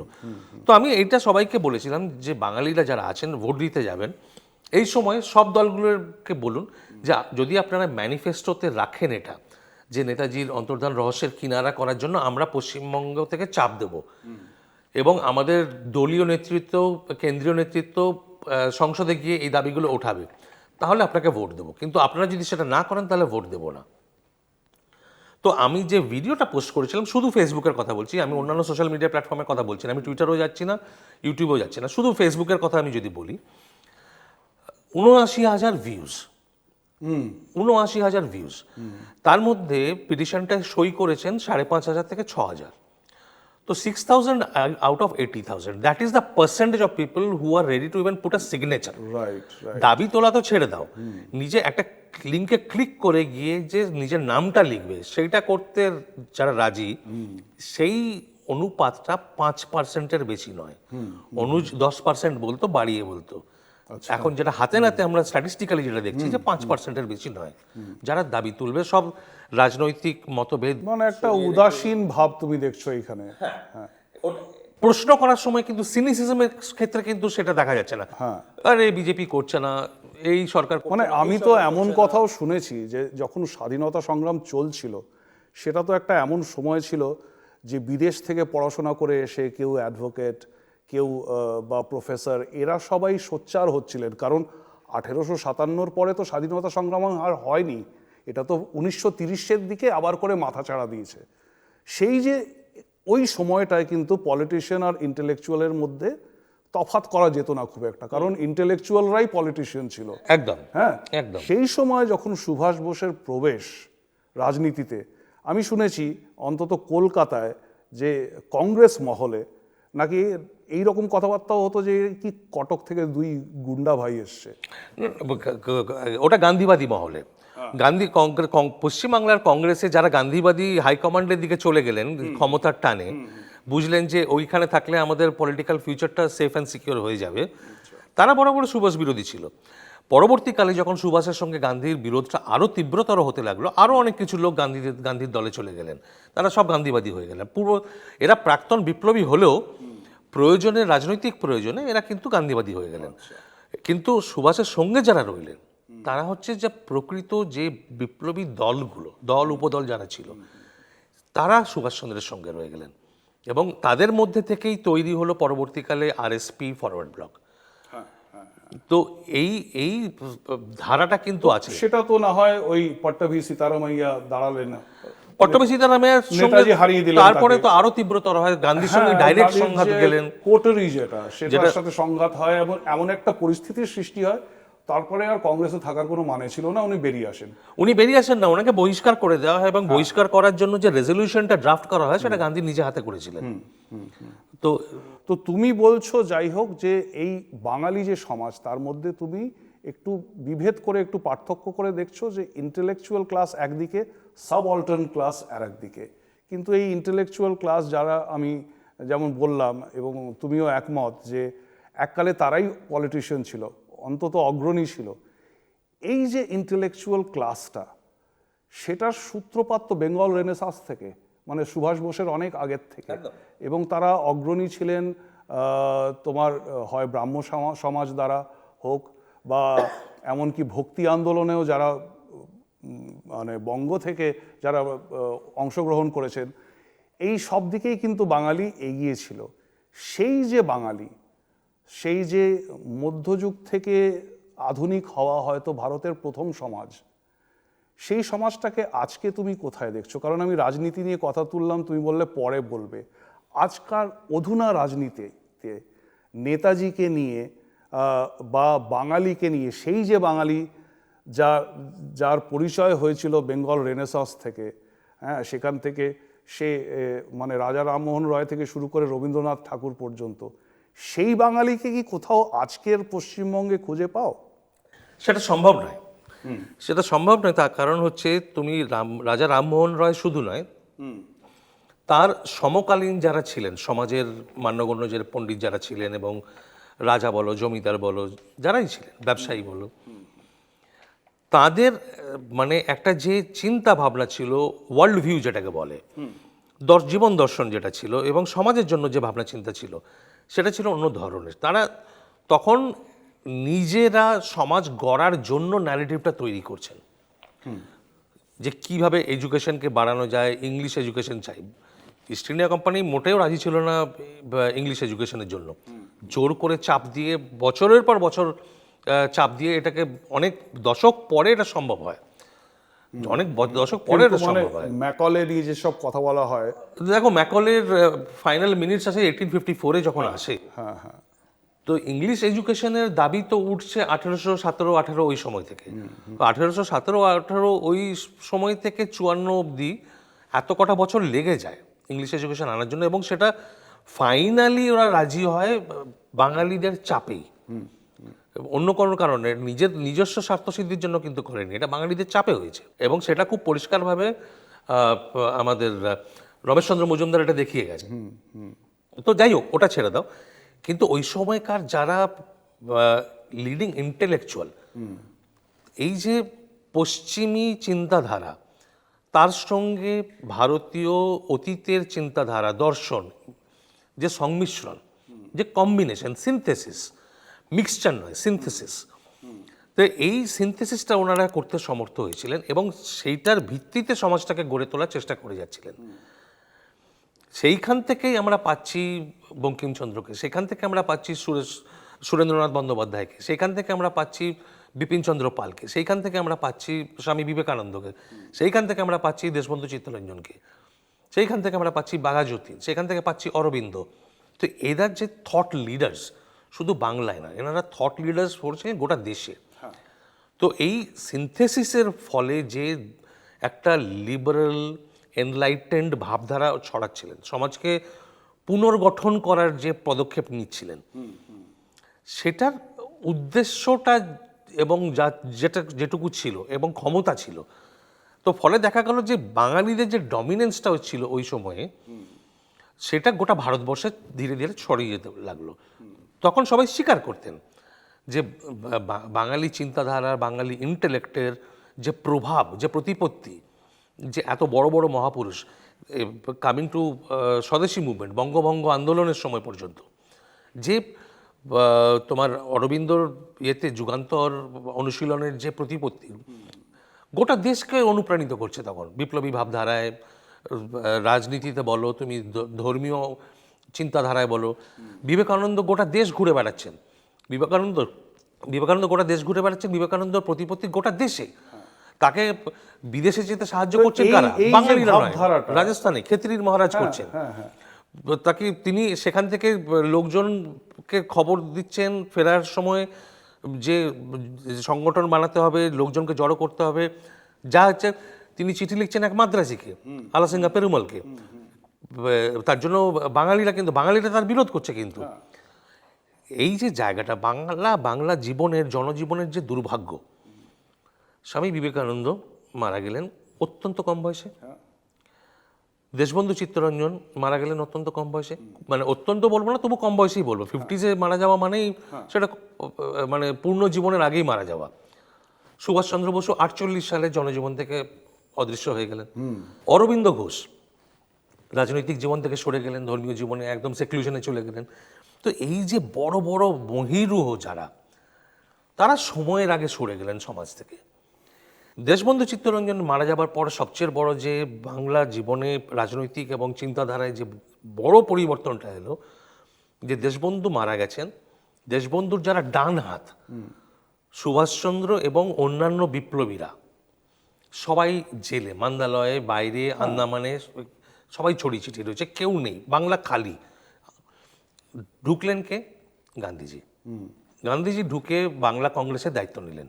যতীন্দ্রমোহন সেনগুপ্তকে মানে ট্রিপল ক্রাউন যেটাকে বলা হয়, সেটাকে ওনার কাঁধে চাপিয়ে দিলেন। এই যে রাজনীতির ধারাটা তুমি বলছো, পাশাপাশি ওইদিকে কিন্তু 1925 সালের সিপিআই এর গঠন হয়ে গেছে। বাঙালিদের তাদের মধ্যে একটা বিশাল ভূমিকা। তুমি ইংলিশ এডুকেশনের কথা বললে, কিন্তু জ্যোতি বসুর সরকার এসে ইংলিশ এডুকেশন বন্ধ করে দিয়েছিল। তা সত্ত্বেও দেখা গেল যে অন্তত একটা এইরকম ইমপ্রেশন তৈরি করা হয়েছে যে কমিউনিস্টরা বিশাল মাপের ইন্টেলেকচুয়াল হয়। সেটাও কিন্তু মমতার যুগে আর দেখতে পাচ্ছি না। গেল কোথায় সেই বাঙালি ইন্টেলেকচুয়াল? গেল কোথায়? নাকি যে সবঅল্টার্ন তুমি বলছো তার সাথে মিলেমিশে একাকার হয়ে গেছে? কারণ মমতা ব্যানার্জি, আমি তো ওনার বাড়িতে গেছি যখন উনি মানে রীতিমতো স্ট্রাগল করছিলেন এবং যুব কংগ্রেসের নেতা ছিলেন। কালীঘাটে খুবই অতি সাধারণ একটি বাড়ি, সবাই জানে, সেখান থেকে উনি উঠে এসেছেন। তো তার রাজনীতিতে গান্ধী এত মানে প্রায়োরিটি পাচ্ছে, নেতাজি অতটা পাচ্ছে না। তার কারণ গান্ধী, দেখো, তৃণমূল কংগ্রেস, তৃণমূলটা ছেড়ে দিলে তো কংগ্রেসই, একটা কংগ্রেসের অপশন, একটা শাখা। তো সেখানে ব্যক্তিত্বের সংঘাতে মমতা বন্দ্যোপাধ্যায় কি আদর্শের সংঘাতে বেরিয়ে এসেছিলেন? না, ব্যক্তিত্বের সংঘাতে বেরিয়ে এসেছিলেন। তৃণমূল তৈরি হয়েছে ব্যক্তিত্বের সংঘাতের জন্য, আদর্শগত সংঘাতের জন্য নয়। কিন্তু সেটা ছেড়ে দিল। তুমি যে প্রশ্নটা করলে যে কেন এই ধরনের হলো, যে ইংরেজি শিক্ষা যেখানে মূল একটা প্ল্যাটফর্ম ছিল, সেখান থেকে আমরা দেখতে পাচ্ছি কমিউনিস্টরা এসে বা সেটাকে পলিসি চেঞ্জ করে ইন্টেলেকচুয়াল মানে হাইট যেটা ছিল, গ্রেটনেস ছিল, সেটা কিভাবে ডিগ্রেড হয়েছে, অবক্ষয়টা কিভাবে এসেছে। এর মূলে একটা দুটো কারণ রয়েছে। সেটা হচ্ছে যে তুমি প্রথম দিককার মানে কংগ্রেস প্রতিষ্ঠা হওয়ার পরে যে বেঙ্গলি ডমিনেন্স, সেটা ছিল কতদিন অবধি? যতদিন চিত্তরঞ্জন বেঁচে ছিলেন। চিত্তরঞ্জনের মৃত্যুর পর ওই যে গান্ধীজি ঢুকলেন, তখন কিন্তু মানে ওই গান্ধীবাদী দল যেদিন শক্তিশালী হয়ে গেল, ওই বেঙ্গলি ডমিনেন্সও কিন্তু কমতে শুরু করলো। কেননা এই যারা বুঝে গেলেন রিয়েল পলিটিকে, যে আমাকে ওয়ার্কিং কমিটিতে ঢুকতে গেলে আমার আশীর্বাদ চাই এনার। কেননা সুভাষচন্দ্র যখনই মানে ডিজোবে করেছেন, তাকে শাস্তি দেওয়া হয়েছে, ওয়ার্কিং কমিটি থেকে সরিয়ে দেওয়া হয়েছে। তো বেশি দিন থাকলেন না, 48 সালে। তো সেটাই, তার মধ্যেই তো চেঞ্জটা হয়ে গেছে। কারণ বড় চেঞ্জ হলো 1937-এ, যখন তোমার নতুন কনস্টিটিউশন যেটা হলো গভর্নমেন্ট অফ ইন্ডিয়া অ্যাক্ট 1935-এ, ওই আইনটা এসে যে অভিমুখ ছিল আন্দোলনের, জাতীয় আন্দোলনের অভিমুখ যেটা ছিল, যে স্বাধীনতা অর্জন এবং দেশের পুনর্গঠন, সেইটাকে সরিয়ে একটু ঘুরিয়ে দিয়ে ওটাকে পাওয়ার পলিটিক্সের দিকে করে দেওয়া হলো, যে এবার আমাদের ইলেকশন জিততে হবে। সুভাষচন্দ্র এইটাকে নিয়ে খুব মানে পরিষ্কারভাবে সাবধানবাণী করে দিয়েছিলেন যে আমরা কনস্টিটিউশনালিজমের দিকে ঘুরে যাচ্ছি, এর মানে কিন্তু পাওয়ার পলিটিক্স শুরু হবে, আমাদের মনটা থাকবে ক্ষমতায়, কে মন্ত্রীর চেয়ারে বসবে, কে কটা সিট পাবে, এই এই অভিমুখটা ঘুরে যাওয়া, পাওয়ারটা নিজের হাতে চাই, এইটাই ট্রান্সফার অফ পাওয়ারের আন্ডারলাইং যে প্রিন্সিপাল, যে কারণে সিমলায় দুই পণ্ডিতের আলোচনার মধ্যে ইয়ে হলো তোমার ক্ষমতা হস্তান্তর, পণ্ডিত নেহেরু এবং পণ্ডিত মাউন্টব্যাটেন দুজনের আলোচনাতেই তোমার ক্ষমতা হস্তান্তরের সিদ্ধান্ত হলো, দেশভাগের সিদ্ধান্ত হলো। সেটা তো বৃহত্তর সমাজে হয়নি সে আলোচনাটা, সেটা পরবর্তীকালে এআইসিসিতে জানিয়ে দেওয়া আমি যেটা জানতে চাইছি যে সাধারণ মানুষের মাঝে এবং যারা সাধারণ মানুষকে নিয়ে রাজনীতি করে, হ্যাঁ, তুমি তো তোমার মানে আদিবাড়ি হচ্ছে বর্ধমান, ঠিক আছে, তুমি সেখানে যেরকম একটা আবহাওয়া দেখছো, হয়তো কলকাতায় একটু আবহাওয়াটা আলাদা, হয়তো বাঁকুড়াতে একটু আলাদা, মেদিনীপুরে একটু আলাদা, শিলিগুড়িতে আলাদা, ইত্যাদিতে, দিনাজপুরে একটু আলাদা। তো এই এই সাবঅল্টার্নের রাজনীতি তো করেন মমতা ব্যানার্জি, হ্যাঁ, সেখানে কি গান্ধীকে বেশি সেল করা যায় নেতাজির থেকে? না, গান্ধী হচ্ছেন ওভারঅল ন্যাশনাল পলিটিক্যাল কারেন্সি। আচ্ছা, উনি শুধু মনিটারি কারেন্সি নন, উনি পলিটিক্যাল কারেন্সি। আচ্ছা, তো যে কারণে দেখবে আজকে গান্ধীজিকে নিয়ে লড়াইটা হচ্ছে সব রাজনৈতিক দলের মধ্যে, সেটা কংগ্রেস হোক বা বিজেপি হোক বা তৃণমূল হোক, কে বেশি গান্ধীবাদী। মানে এই থিয়েটার অফ দ্য অ্যাবসার্ড যেটাকে বলা হয়, সেটা আমরা দেখলাম গত মাসে, যখন this is to cater to national politics, not only to national, হ্যাঁ, to cater to national politics, কিন্তু ইমেজ বিল্ডিং এর জন্য। হ্যাঁ, ওই পলিটিক্যাল কারেন্সিটাকে যত মানে তোমার কাছে কিন্তু থাকবে, সেই ইমেজই যদি হয়, গান্ধীবাদী যদি হতে হয়, তাহলে এই পশ্চিমবঙ্গে এত দুর্নীতি, এর বাড়ির থেকে, আলমারির থেকে এত টাকা বেরোচ্ছে, খাটের তলার থেকে এত টাকা বেরোচ্ছে, ক্যাশ বেরোচ্ছে, এটা তো গান্ধীর ভাবমূর্তিকে তুলে ধরা হচ্ছে না। না, তার দর প্রয়োজন নেই তো। দেখো, একটা জিনিস বোঝো যে পলিটিক্যাল কারেন্সি মনিটারি কারেন্সির মতোই। তোমার ঘর থেকে 50 কোটি টাকার নোটের বান্ডিল পাওয়া যাচ্ছে, ঠিক আছে, তার মানে এটা নয় যে তুমি ওটাকে সৎভাবে উপার্জন করেছো। তেমনি পলিটিক্যাল কারেন্সি তুমি ইউজ যখন করছো, তার মানে এই নয় যে তুমি গান্ধীর আদর্শে বিশ্বাস করছো। কারেন্সি হচ্ছে ক্ষমতা কেনা বেচার কাজে আসে, ইমেজ বিল্ডিং এর, ব্র্যান্ড বিল্ডিং এর কাজে লাগানোর জন্য। তো এই যে থিয়েটার অফ অ্যাবসার্ডের কথা বলছি, যে যখন মহাত্মা গান্ধী ন্যাশনাল ওই MNREGA, Mahatma Gandhi national rural employment generation act, যেটা নাম পরিবর্তন যখন করা হলো, সেইটাকে কারা সবচেয়ে বেশি আপত্তি জানালো? তৃণমূল কংগ্রেস। বলা হলো এটা নাকি বাংলার অপমান। হ্যাঁ, সেটাই খুব অবাক করা ব্যাপার। অবাক নয়, এটা থিয়েটার অফ দ্য অ্যাবসার্ড। কেন বাংলা? তার কারণ বলা হলো যে এই তোমার মহাত্মা গান্ধী মহাত্মা উপাধিটা নাকি রবীন্দ্রনাথ মহাত্মাকে দিয়েছেন, গান্ধীজিকে দিয়েছিলেন, এবং সবাই এক স্বরে একসঙ্গে বলতে লাগলো, এক টেমপ্লেটে। আচ্ছা, এই জন্য ওই মহাত্মার নামটা, মহাত্মা গান্ধীর নামটা সরিয়ে দেওয়া হচ্ছে, বাংলার অপমান। মানে কোন রকমে একটা বাঙালি কানেকশন এনে সেটা বাংলারও অপমান হয়ে যাচ্ছে। কানেকশন থাকলে তাও বোঝা যেত। মহাত্মা উপাধি তো রবীন্দ্রনাথ দেননি, রবীন্দ্রনাথ কিন্তু উল্টে চ্যালেঞ্জ করেছেন। খুব পপুলার মিথ এটা। আমরা ওই সময়কার এতে দেখতে পাচ্ছি যে রবীন্দ্রনাথের সঙ্গে যখন কথোপকথন হচ্ছে গান্ধীজির, রবীন্দ্রনাথ গান্ধীজিকে জিজ্ঞেস করছেন, আপনি কি সত্যি নিজেকে মহাত্মা মনে করেন নাকি? আচ্ছা, সেই সূত্রে, সেই প্রসঙ্গে মহাত্মা শব্দটা উঠেছিল কথায়। কিন্তু মহাত্মা উপাধি দেননি তখন। মহাত্মা গান্ধীকে অলরেডি নাম, উপাধিটা চালু হয়ে গেছে, তখনই মহাত্মা গান্ধী। তো ওই মহাত্মাটা এত ইউজ হচ্ছে, রবীন্দ্রনাথ সেই সূত্রেই বলেন ওনাকে যে আপনি কি নিজেকে সত্যি মহাত্মা বলে মনে করেন নাকি? তো কথা হয়, এটা নিয়ে কথা হয়, আলোচনা হয় দুজনের মধ্যে, কথা, অনেস্ট ডায়ালগ যেটাকে বলে, অনেস্ট কনভারসেশন হয়। এবার আমার প্রশ্নটা ছিল যে এই তৃণমূল রাজ্যের শাসক দল,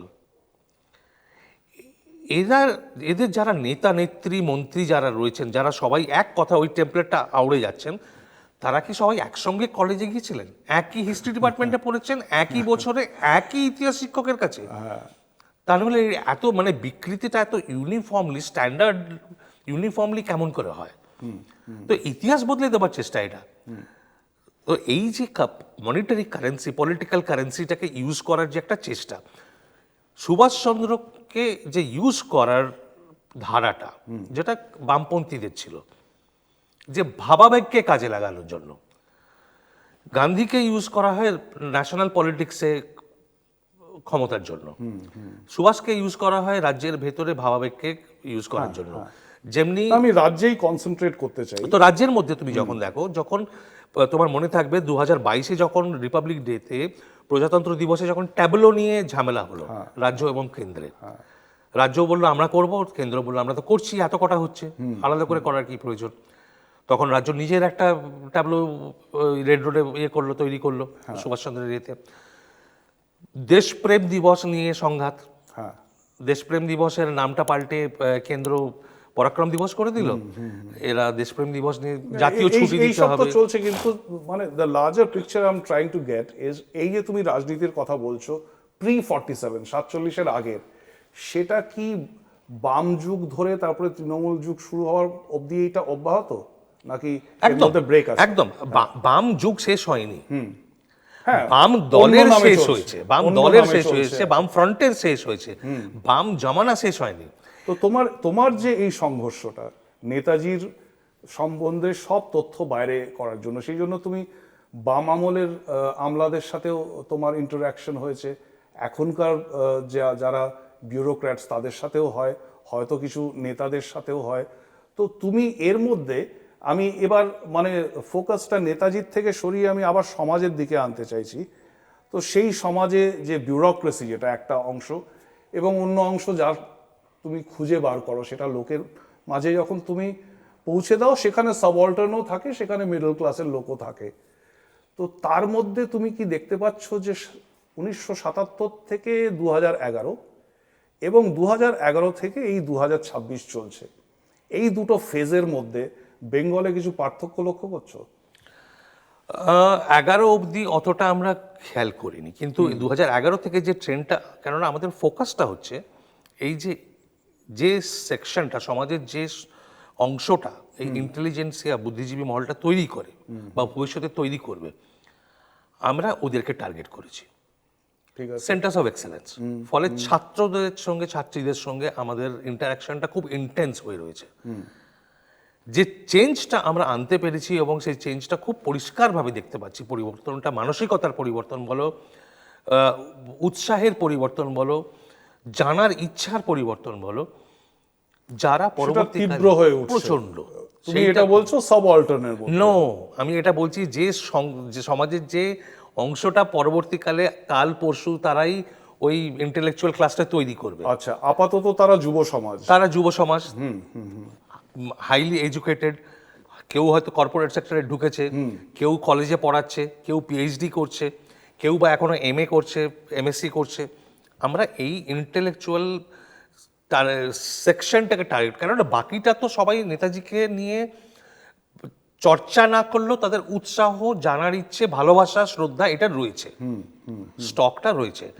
যে অংশে ছিল না, একটা বিতৃষ্ণা ছিল, একটা নেগলিজেন্স ছিল, আমরা সেই অংশটাকে ধরেছি। কিন্তু নেতাজি ছাড়া অন্যান্য যেসব বিষয়, যেরকম বেঙ্গলের ইন্টেলেকচুয়াল লেভেল, আমি ইন্টেলেকচুয়াল ক্লাস বলছি না, ইন্টেলেকচুয়াল লেভেলের কথা বলছি, সেই লেভেলের মধ্যে কোনো পার্থক্য দেখছো?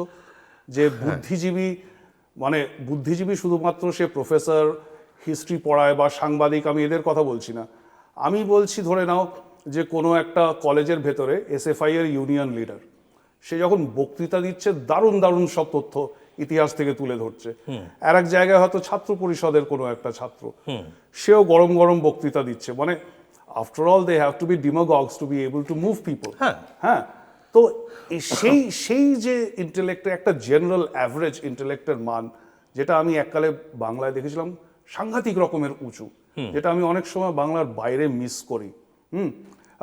অন্যান্য জায়গাতেও ইন্টেলেকচুয়াল আছে, কিন্তু একটা সমষ্টিগতভাবে তার মধ্যে তুমি কিছু পার্থক্য দেখতে পাচ্ছ? বিশেষ করে যখন তুমি পশ্চিমবঙ্গের বর্তমান অবস্থা নিয়ে যখন তাদের সাথে কথা বলো, অবাঙালিরা আমাদের বলে যে বাঙালিদের সাথে তো কথা বলাই অসম্ভব, ওরা তো মানে হয় বহিরাগত বলে উড়িয়ে দেয়, আর নাহলে বলে যে তোদের মাথায় ঢুকবে না, কিছু না কিছু একটা তাচ্ছিল্য সুরে ওটাকে ডিসমিস করে দেওয়া হয়। এবং সাংঘাতিক রকমের আমরা যেটা পাই বেঙ্গল থেকে, typical communist reaction to whatever complaints there are, মানে তার মধ্যে সে সন্দেশখালিও আছে, তার মধ্যে আরজি করের কেসও আছে, তার মধ্যে চিটফান্ডও আছে। যাই বলা হয় না কেন, তোরা বাইরের লোক, তোরা বুঝবি না। দেখো, এই প্রশ্নের যদি আমি সত্যি করে উত্তর দিতে যাই, এরপরে হয়তো আমি বেঙ্গলে ঢুকতে পারবো না। তো আমি আমি বলি, তবুও মানে যখন প্রশ্নটা উঠিয়েছে তখন আমি তোমাকে বলি, আজকের যারা পশ্চিমবঙ্গের ভেতরে যারা নেতা রয়েছে বিভিন্ন রাজনৈতিক দল থেকে যদি দেখো, সিনিয়র নেতা যারা রয়েছেন, তুমি বলো কতজন তুমি চিহ্নিত করতে পারবে যে ছাত্র জীবন থেকে রাজনীতি করে উঠে এসেছে। তৃণমূলের ছিলেন, আজকে এখন বিজেপিতে আছেন তাপস রায়, ছাত্র পরিষদ করে উঠে এসেছেন, ঠিক আছে। সিপিএম এর আছেন সুজন চক্রবর্তী, ছাত্র রাজনীতি করে ওইখানে উঠে এসছে। তুমি আর 5টা নাম আমাকে বলতে পারবে? আজকে যখন যে ডিসকোর্সের যে কোয়ালিটি, ইন্টেলেক্টের যে তো এই কোয়ালিটি, আজকের নেতারা কোত্থেকে আসছে তাহলে? আজকের নেতারা বেশিরভাগই তো বয়স্ক, তুমি দেখবে হয় বয়স্ক, কিংবা তোমরা যারা মানে খুব মারাত্মক জায়গায় নিয়ে যাচ্ছ কথাটাকে, আমি মানে এগুলো বলতে গেলে যদি মানে ছাত্র রাজনীতি থেকেই রাজনীতিতে আসে বলে আমরা জানি, তো এরা আসছে কোত্থেকে? ডিসকোর্সটা তুমি যদি দেখো, যারা ছাত্র রাজনীতি থেকে কিছু আছে, যারা তোমার ফেসবুকে সোশ্যাল মিডিয়া খুব অ্যাক্টিভ, ব্র্যান্ডিং ইমেজিংটা খুব ভালো করে করেছে, টিভি স্টুডিওতে খুব অ্যাক্টিভ, তারা খুব ভালো প্রেজেন্ট করতে পারে, প্যাকেজিং করতে পারে, কিন্তু ডেপথ অফ থট সেটা কয়েকজন রইল। ডেপথ অফ থট কিন্তু সেখানেও আমি দেখতে পাচ্ছি না। খুব ভালো চটপটে জবাব, ডিবেট, বাইটের পর বাইট, মানে 10-5 মিনিট ডিবেট হচ্ছে টিভি স্টুডিওতে, সেখানে একজন 5 মিনিট বলে গেলেন, তার পরে 5 মিনিট এসে বক্তাকে জবাব দিতে হবে। সেই যে চটপটে উত্তর এবং গুছিয়ে প্রতি আক্রমণটা করা, ওইটা খুব ভালো করতে পারেন। কিন্তু আগে যেটা বাম জমানায় যে জিনিসটা ছিল এবং হারিয়েছে, যে কারণে তুমি বললে যে কমিউনিস্ট নেতাদের ইন্টেলেকচুয়াল বলা হতো, কমিউনিস্ট পার্টির যে কালচারটা ছিল, পার্টি ক্লাসের কালচারটা যেটা ছিল, যে ইন্টেলেকচুয়াল ট্রেনিং দেওয়া, এই ট্রেনিংটা পার্টি বন্ধ হয়ে যাওয়ার মুখে তো সেইটা উঠে গেছে, ট্রেনিংটা কোথাও নেই। অন্যান্য রাজনৈতিক দলে এই ট্রেনিংটা পাওয়া যায় না, দেখা যায় না, কোনোদিনই ছিল না। তো ফলে তোমার, এবং যারা উচ্চ শিক্ষিত, বাঙালিরা যারা উচ্চ শিক্ষিত, তারা বেশিরভাগই পড়াশোনা শেষ করে, যদি পড়াশোনা এখনো করে এখানে রাজ্যের মধ্যে, পড়াশোনা শেষ করে তারা দিন গণে কবে আমি রাজ্য ছেড়ে বেরিয়ে বাইরে গিয়ে হয় হায়দ্রাবাদ নয় ব্যাঙ্গালোর নয় বম্বে নয় পুনে নয় দিল্লি নয় গুড়গাঁও নয় চণ্ডীগড়ে গিয়ে পক্ষে বিদেশে, বিদেশে গেলে তো বেস্ট, সবচেয়ে ভালো। কিন্তু বিদেশে যদি নাও যেতে পারে, অ্যাটলিস্ট বাংলার বাইরে তো বেরোতেই হবে। তো যে ক্রিম লেয়ারটা, তারা বাংলার বাইরে বছরের পর বছর, অন্তত গত 30 বছর ধরে বাইরে বেরিয়ে যাচ্ছে রেগুলারলি। তো এই তার তার তার যে রেজাল্টটা, ইন্টেলেকচুয়াল ওয়ার্ল্ডে তার রেজাল্টটা, মানে বৌদ্ধিক স্তরটাকে অনেক নামিয়ে এনেছে। ফলে তুমি একটা, আজকে আমি সিম্পল ইন্ডিকেটার দিচ্ছি, যেহেতু দর্শকদের মধ্যে বেশিরভাগই সোশ্যাল মিডিয়ায় বেশি অ্যাক্টিভ, আমি যখন পোস্ট করি, তো ইংরেজিতে পোস্ট করি, সেটা যদি 4 লাইনের বেশি হয়ে যায়, বেশিরভাগ লোক সেটা পড়ে শেষ করার মতো ধৈর্য নেই, এবং পড়লেও সেটা বুঝে ওঠার, অ্যাসিমিলেট করার ক্ষমতা নেই যে আমি 4 লাইনের মধ্যে কি বলতে চেয়েছি। বাংলায় যখন পোস্ট করি, সেই 4 লাইনটাকে বাংলায় হয়তো 10 লাইনে আমি এক্সটেন্ড করতে পারি, বা 15 লাইনে এক্সটেন্ড করতে পারি, সেটা পড়ার চেষ্টা করবে, বোঝার চেষ্টা করবে।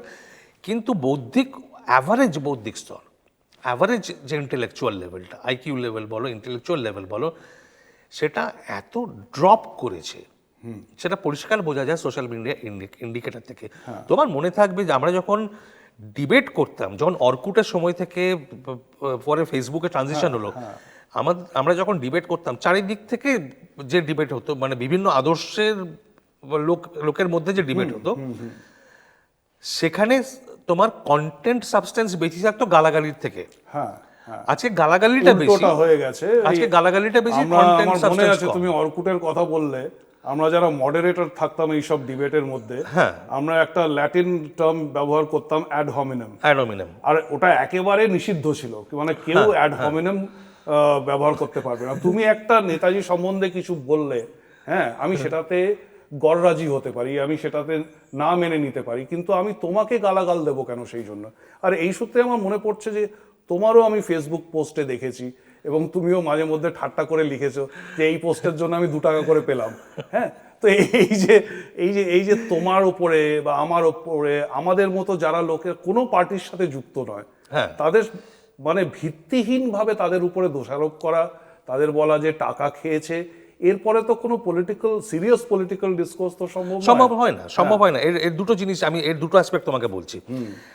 এক হচ্ছে যে এই ধরনের যে সমালোচনা বা কটু কথা ব্যবহার করা, গালাগাল দিয়ে শুরু করা, গালাগাল দিয়ে শেষ করা, অ্যাড হোমিনেম যেটা আমরা বলে দিতাম যে অ্যাড হোমিনেম চলবে না, এখন অ্যাড হোমিনেমটাই চলবে, তার মাঝে হয়তো একটা দুটো কথা ঢুকে গেল ভুল করে, তো পুরো রিভার্স হয়ে গেছে, উল্টো হয়ে গেছে। এটা কি রিফ্লেক্ট করে? এটা রিফ্লেক্ট করে মানসিক সংকীর্ণতা, বৌদ্ধিক সংকীর্ণতা, ভাবনা চিন্তা করার ক্ষমতাটা চলে গেছে। যে আমি একটা জিনিস নিয়ে ভাবনা চিন্তা, বই পড়বো বা লেখা পড়বো, পড়ে সেটা নিয়ে আমি ভাবনা চিন্তা করে নিজের একটা কনসিডার্ড ওপিনিয়ন তৈরি করবো, সেটা নয়। আমি শুধু মানে তুলে নেবো, ও কি বললো, এ কি বললো, আমার পছন্দের লোক কি বললো, অপছন্দের লোক কি বললো, সেইটা নিয়ে সবাই একটা আক্রমণ প্রতি আক্রমণের মোড়ে থাকছে সবসময়। এবং যে তোমার মনে থাকবে হয়তো গত বছর Oxford word of the year যেটা ছিল রেজ বেট, হ্যাঁ, তো এই রেজ বেটের ব্যাপারটা ইনস্টিটিউশনালাইজড হয়ে যাওয়াতে লোকে এখন সবসময় এক্সাইটমেন্টটা খুঁজছে যে কোন ব্যাপারে গিয়ে আউটরিচটা করা যায়, কোন জিনিসটা নিয়ে বেশি আলোচনা করলে নিজের একটা ওপিনিয়নটা বেশি স্ট্রংলি এক্সপ্রেস করা যায়, এবং চট করে মানে সেখানে নিজের জায়গাটা এটা তো শক্ত করা হলো যায়। Social media. এবং মেন স্ট্রিম মিডিয়াতেও, টিভিতে যখন আমি দেখি বিভিন্ন দলের সব স্পোকস পার্সনরা তর্কাতর্কি করছে, সেটার একটা আলাদা স্তর। কিন্তু মানুষ, সাধারণ মানুষ, তাকে আরেকটা যে ব্যাপার খুব বেশিভাবে তাকে প্রভাবিত করে, সেটা হচ্ছে তার জীবনযাপন। তো এক্ষেত্রে আমরা দেখতে পাচ্ছি যে আমার মতো, তোমার মতো, আমরা তো অনেক বছর আগে এসেছি, কিন্তু এখনো প্রতিনিয়ত বাংলা ছেড়ে বাঙালি বেরিয়ে যাচ্ছে। তুমি এখন বললে যে চলে যাচ্ছে, রিভার্স মাইগ্রেশন যেটা বহুদিন ধরে শুরু হয়ে গেছে। আর তার মধ্যেই আবার যেটুকু স্বল্প একটু কর্মসংস্থানের সুযোগ আছে, তার মধ্যেও কেলেঙ্কারি হয়েছে। সুপ্রিম কোর্টের নির্দেশে 26,000 চাকরি যাদের দেওয়া হয়েছিল, হ্যাঁ, তাদের চলে গেল। তো এদের মধ্যে কি একটা এরকম মনে দাগ কাটছে না যে যাই হোক, আমি হয়তো ফেসবুকে চন্দ্রচূড় ঘোষকে দুটো গালাগাল দিয়ে দিলাম, আমার পেটে ভাত জুটবে কি করে? সেইভাবে তো ভাবনা চিন্তাটা খুব একটা হয় না, কেননা যারা ধরো ধর্নায় বসে রয়েছিল, মাসের পর মাস যারা ধর্নায় বসেছিল, তারা তো আর ফেসবুকে এসে মানে এনগেজ করছে না ডিসকাশনে। এটা করছে যে অদ্ভুত একটা নতুন ইনস্টিটিউশন তৈরি হচ্ছে, ওটাকে ইনস্টিটিউশনই বলবো, আইটি সেল, প্রতিটা রাজনৈতিক দলের।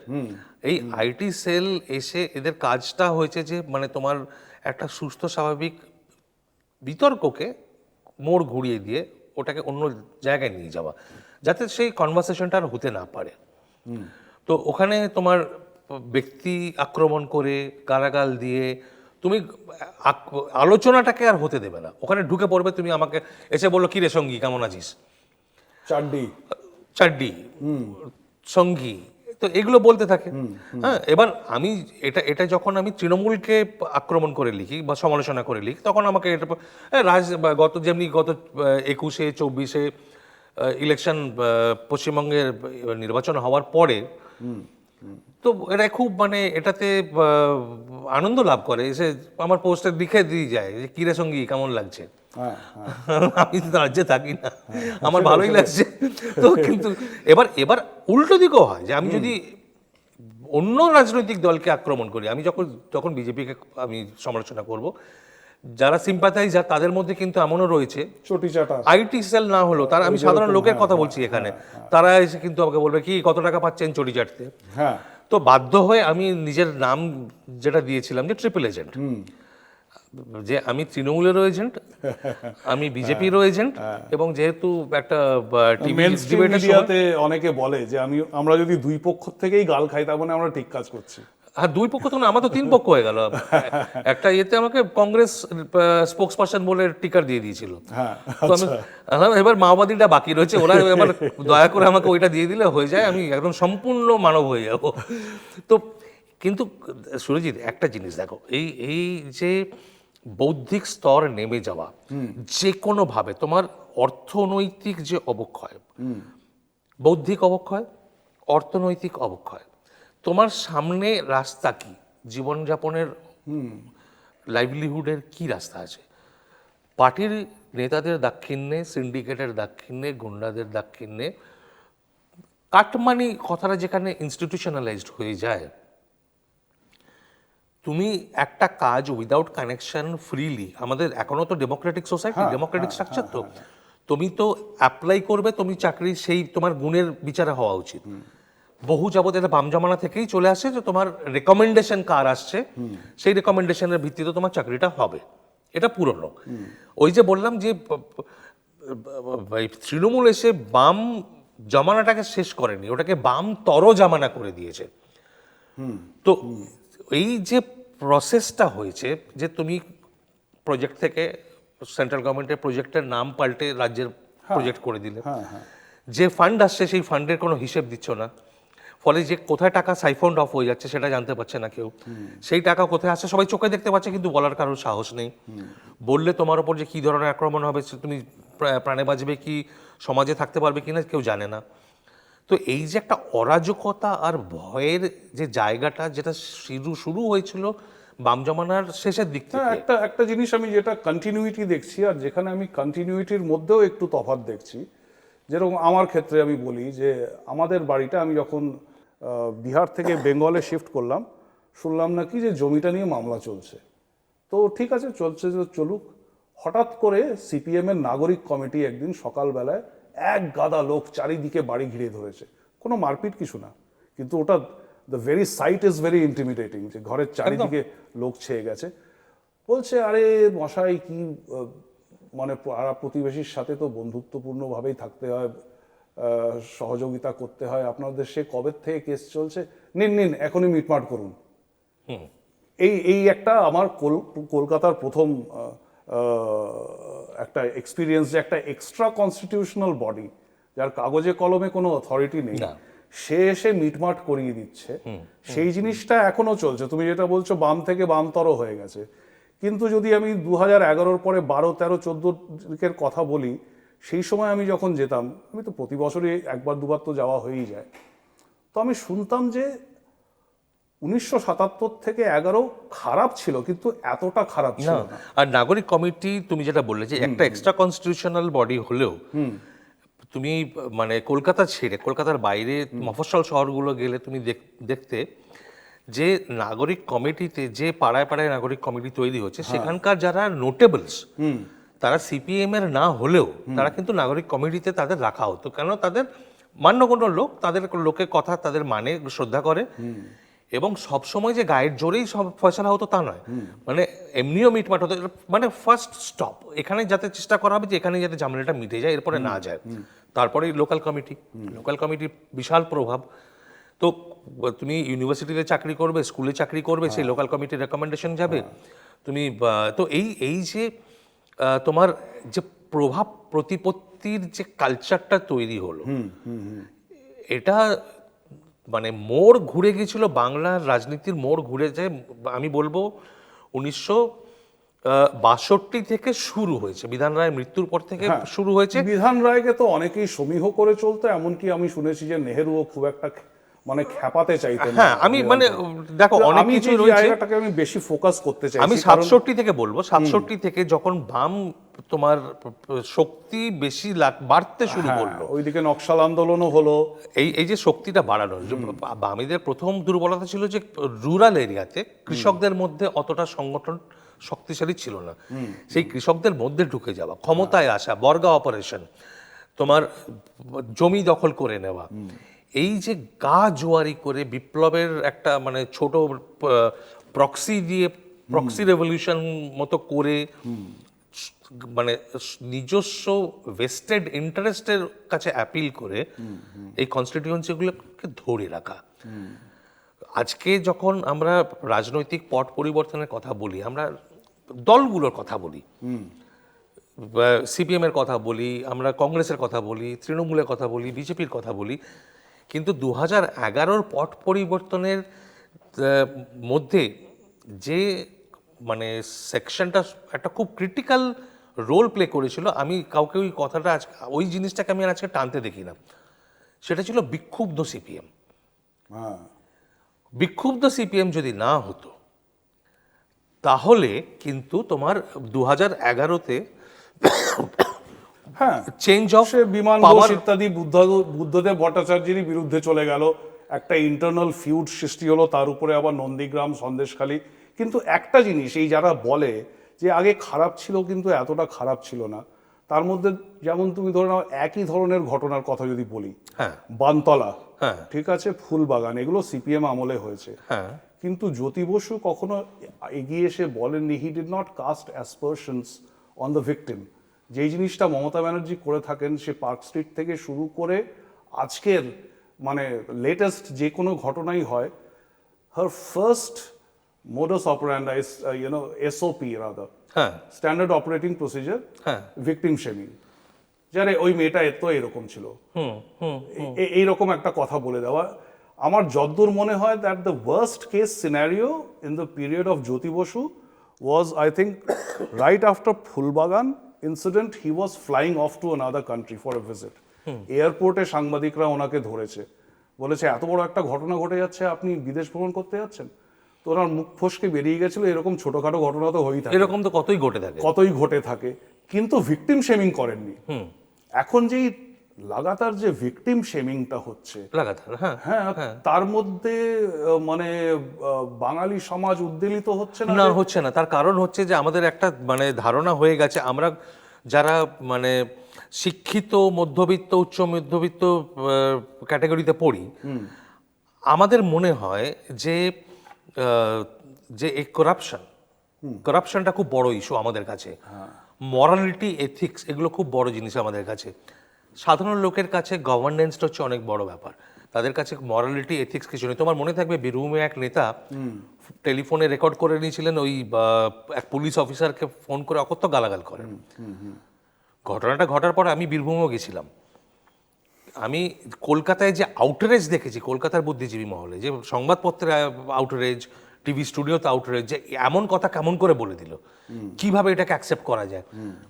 আমি গিয়ে দেখেছি একটা প্রচন্ড গর্ববোধ তোমার যারা অন গ্রাউন্ড পলিটিক্যাল ওয়ার্কার্স যারা রয়েছে, যে দাদা যেটা বলেছে না, দাদার মতো ওরমভাবে আর কেউ বলতেই পারতো না। কি বলেছে দাদা, বলেছে দাদা বলতে যিনি বলেছিলেন, আমি নামে যাচ্ছি না, নাম ব্যাপারটা পুরো ডাইভার্টেড হয়ে যাবে। আচ্ছা, তো ওই দাদা বলে দিয়েছে, ওই রকম কথাবার্তা বলেছে, সেটা নিয়ে একটা প্রচন্ড গর্ববোধ। নামটা ইম্পর্টেন্ট না, মানে যে এই যে বোধটা, এইটা ইম্পর্টেন্ট, এই সেন্সটা। করাপশন দিয়ে, মরালিটি দিয়ে, এথিক্স দিয়ে পাল্টায় না, লোকের ইন্টারেস্ট সবাই দেখে, ব্যালেন্স অফ ইন্টারেস্ট। এবং এই ইন্টারেস্টের যে কালচারটা, এটা আরও বেশি শক্তিশালী হয়েছে, তার কারণ যে ন্যারেটিভ, যেভাবে এই কালচারটা প্রতিষ্ঠিত হয়েছে, তার কাউন্টার ন্যারেটিভ তৈরি করা হয়নি। ফলে ৭৭ থেকে যে বাম কালচার তৈরি করা হয়েছে, আমি ভালো মন্দে যাচ্ছি না, ভালো হোক মন্দ হোক, ভালোও আছে মন্দও আছে, তার একটা কাউন্টার ন্যারেটিভ প্রতিপক্ষ থেকে তৈরি হয়নি, একটা ভ্যাকিউম ছিল সেখানে। ফলে তুমি যেটা দেখবে যে তোমার 2016 থেকে শুরু যেটা হয়েছে, যে বাম ভোটার যারা ছিল, মানে মাস অন ব্লক বিজেপিতে যেটা শিফট করলো, তারা কিন্তু কোনো এসে তারাও ন্যারেটিভ তৈরি করতে পারে। সেটা আমি একটা জিনিস লক্ষ্য করি যে 1992 সালে যখন রাম জন্মভূমি মানে আন্দোলন একেবারে তুঙ্গে, এবং অবশেষে 6 ডিসেম্বরে বাবরি স্ট্রাকচারটা ভেঙে গেল, তার আগে কিন্তু বেঙ্গলে একটা এই ভিএইচপি লোকেদের ওরেটরিতে, ওদের মানে their messaging was creating a kind of change on the ground. একদম, হ্যাঁ, আর সেটা বিশেষ করে আমি লক্ষ্য করলাম, ওখানে তো বিজেপি ছিল না, ওখানে সিপিএম ভার্সেস কংগ্রেস ছিল। তো কংগ্রেস সাপোর্টার যারা, তারা দলে দলে বিজেপির দিকে আসছে। অথচ অন্যদিকে আমরা 1992 থেকে 2016-এ একদম এসে যাব, when for the first time Mamata Banerjee স্বীকার করলেন যে ওনার প্রধান যে প্রতিপক্ষ সে হলো বিজেপি, সে আর সিপিএম নয়। হ্যাঁ, এত লম্বা গ্যাপ হলো কেন? এই যে কাউন্টার ন্যারেটিভের কথাটা বলছো, এইটা এই সময় তো সৃষ্টি হতে পারতো, এখন হয়তো হচ্ছে। তার কারণ হচ্ছে যে এই দেখো 91-এর যে ইলেকশন ছিল রাজ্যে, that was the first time probably যে বিজেপি রাজ্যের নির্বাচনে, বিধানসভা নির্বাচনে 10%-এর বেশি ভোট পায়। তারপর থেকে আর কখনো পায়নি।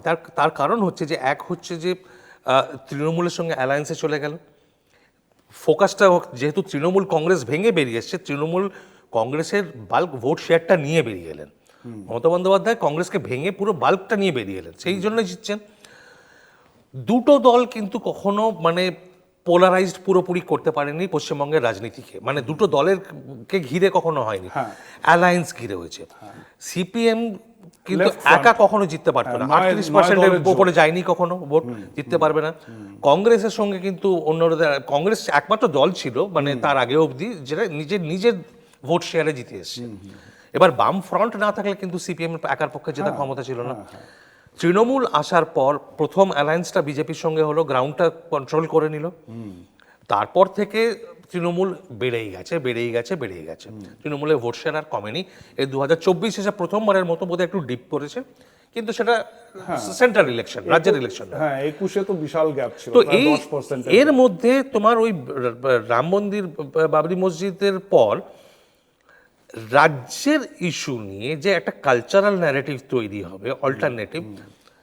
কেননা বাম জমানায় বাম ফ্রন্ট যেটা করেছিল, যে বাঙালিয়ানার যে ন্যারেটিভটা সেটা বামপন্থীরা তৈরি করে রেখেছিল, সেইটাকে টেক ওভার করে তৃণমূল সেটাকে আর উগ্র বাম, মানে উগ্র বাঙালিয়ানার একটা প্যারোকিয়ালিজম, একটা প্যারোকিয়াল মডেল তৈরি করে ফেলেছে, যেটা মানে প্রায় জাতি বিদ্বেষের পর্যায়ে পৌঁছে যাচ্ছে, যে অন্য কাউকে আমরা ঢুকতে দেবো না, অন্যরা চাকরি করতে পারবে না। এটা কিন্তু এমনিই হচ্ছিল। আমি সেন্সাসের তোমার মাইগ্রেশন ডেটা দেখেছি। হ্যাঁ, আগেকার কালে তোমার মহারাষ্ট্র, গুজরাট, অন্ধ্রপ্রদেশ এইসব জায়গা থেকে লোকজন পশ্চিমবাংলায় আসতেন। এই আশাটা বন্ধ হয়ে গেছে। সম্প্রতি একটা পডকাস্টে বললাম, মানে ডেটা তুলে ধরলাম, নীতি আয়োগের তরফ থেকে ওটা পাবলিশ করা হয়েছে এবং বিভিন্ন আধিকারিক সূত্র থেকে সেটা মানে পুষ্টি করা হয়েছে, যে 1960-61-তে যেখানে একজন অ্যাভারেজ ভারতীয় 100 টাকা রোজগার করত, সেখানে একজন বাঙালি মানে পশ্চিমবঙ্গের বাঙালি 127 টাকা 50 পয়সা রোজগার করত। আর এখন আমরা 18টা রাজ্যের মধ্যে 16তম স্থানে, 16th আউট অফ 18।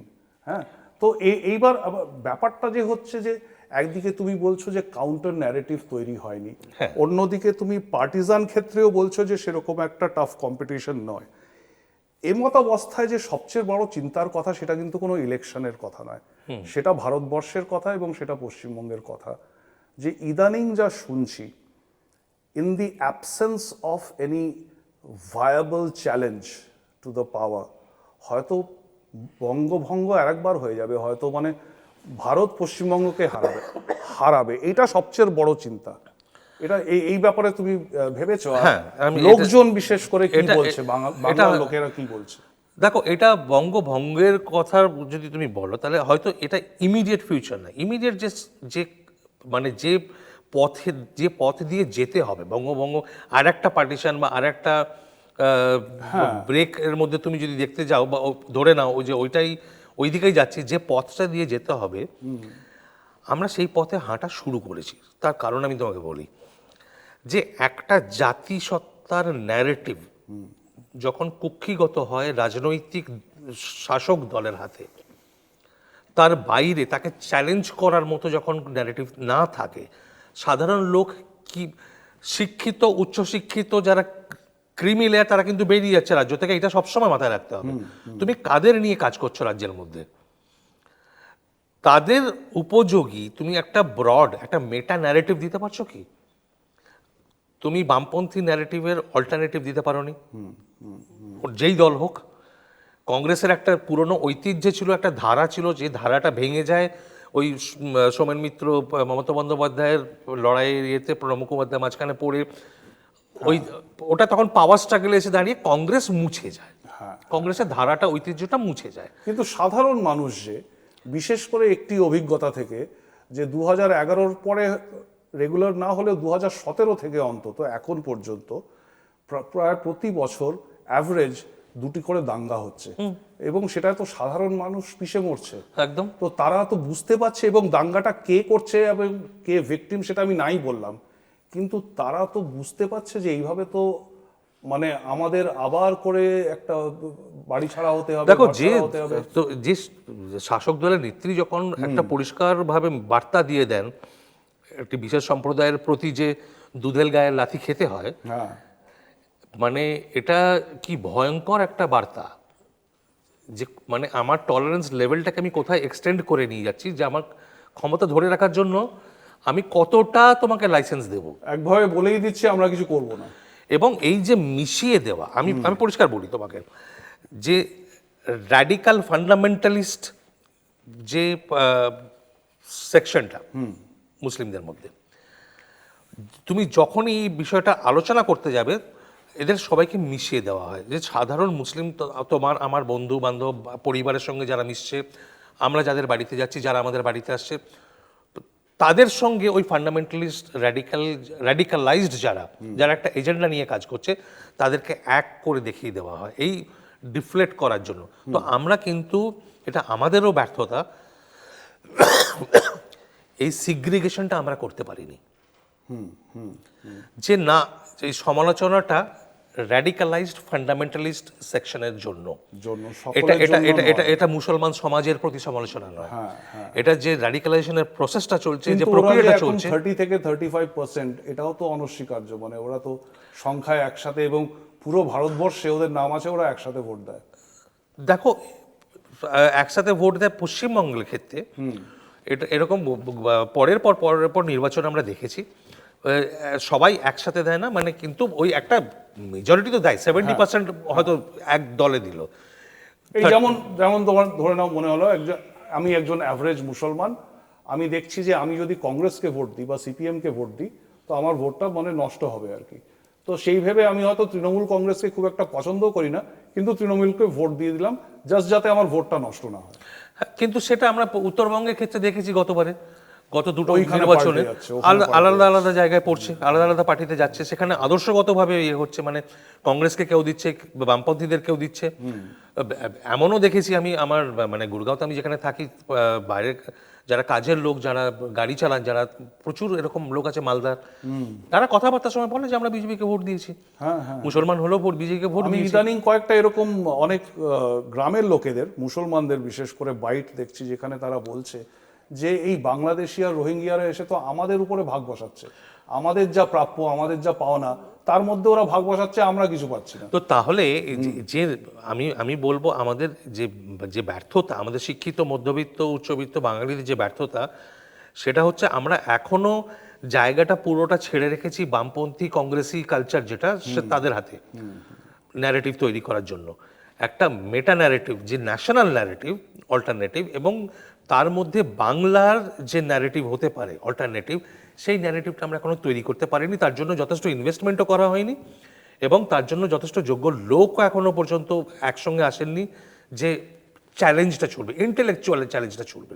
তোমার এই উত্তরের উপরেই আমার শেষ প্রশ্ন, যে তাহলে সমাধানটা কি? এই যে তুমি কাউন্টার ন্যারেটিভের কথা বলছো, এটা কিভাবে সৃষ্টি হবে, এবং সেই মেসেজটাকে কোথায় কোথায় পৌঁছতে হবে, রাজনৈতিক মহলে কতটা, ভোটার অর্থাৎ সাধারণ মানুষের কাছে কতটা, এবং বাংলার বাইরে অনেকে যারা বাংলাকে ভুল বোঝে তাদের কাছে এটা কিভাবে হবে?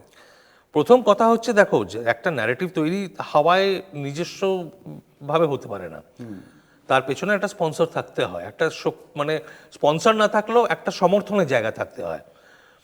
যেভাবে মানে এটা আগে যেভাবে ন্যারেটিভগুলো তৈরি হতো, মানে এডুকেশনাল ইনস্টিটিউশনগুলোতে যারা পড়াচ্ছেন, উচ্চশিক্ষার জায়গা যেগুলো, সংবাদপত্রে, সাময়িকী পত্রে, এবং বিভিন্ন চর্চা যেগুলো হতো, সেমিনার যেগুলো হতো, কনফারেন্স হতো, সেইগুলো এসে রাজনীতির পর্যায়ে এসে পড়তো, রাজনীতির আঙ্গনে এসে পড়তো।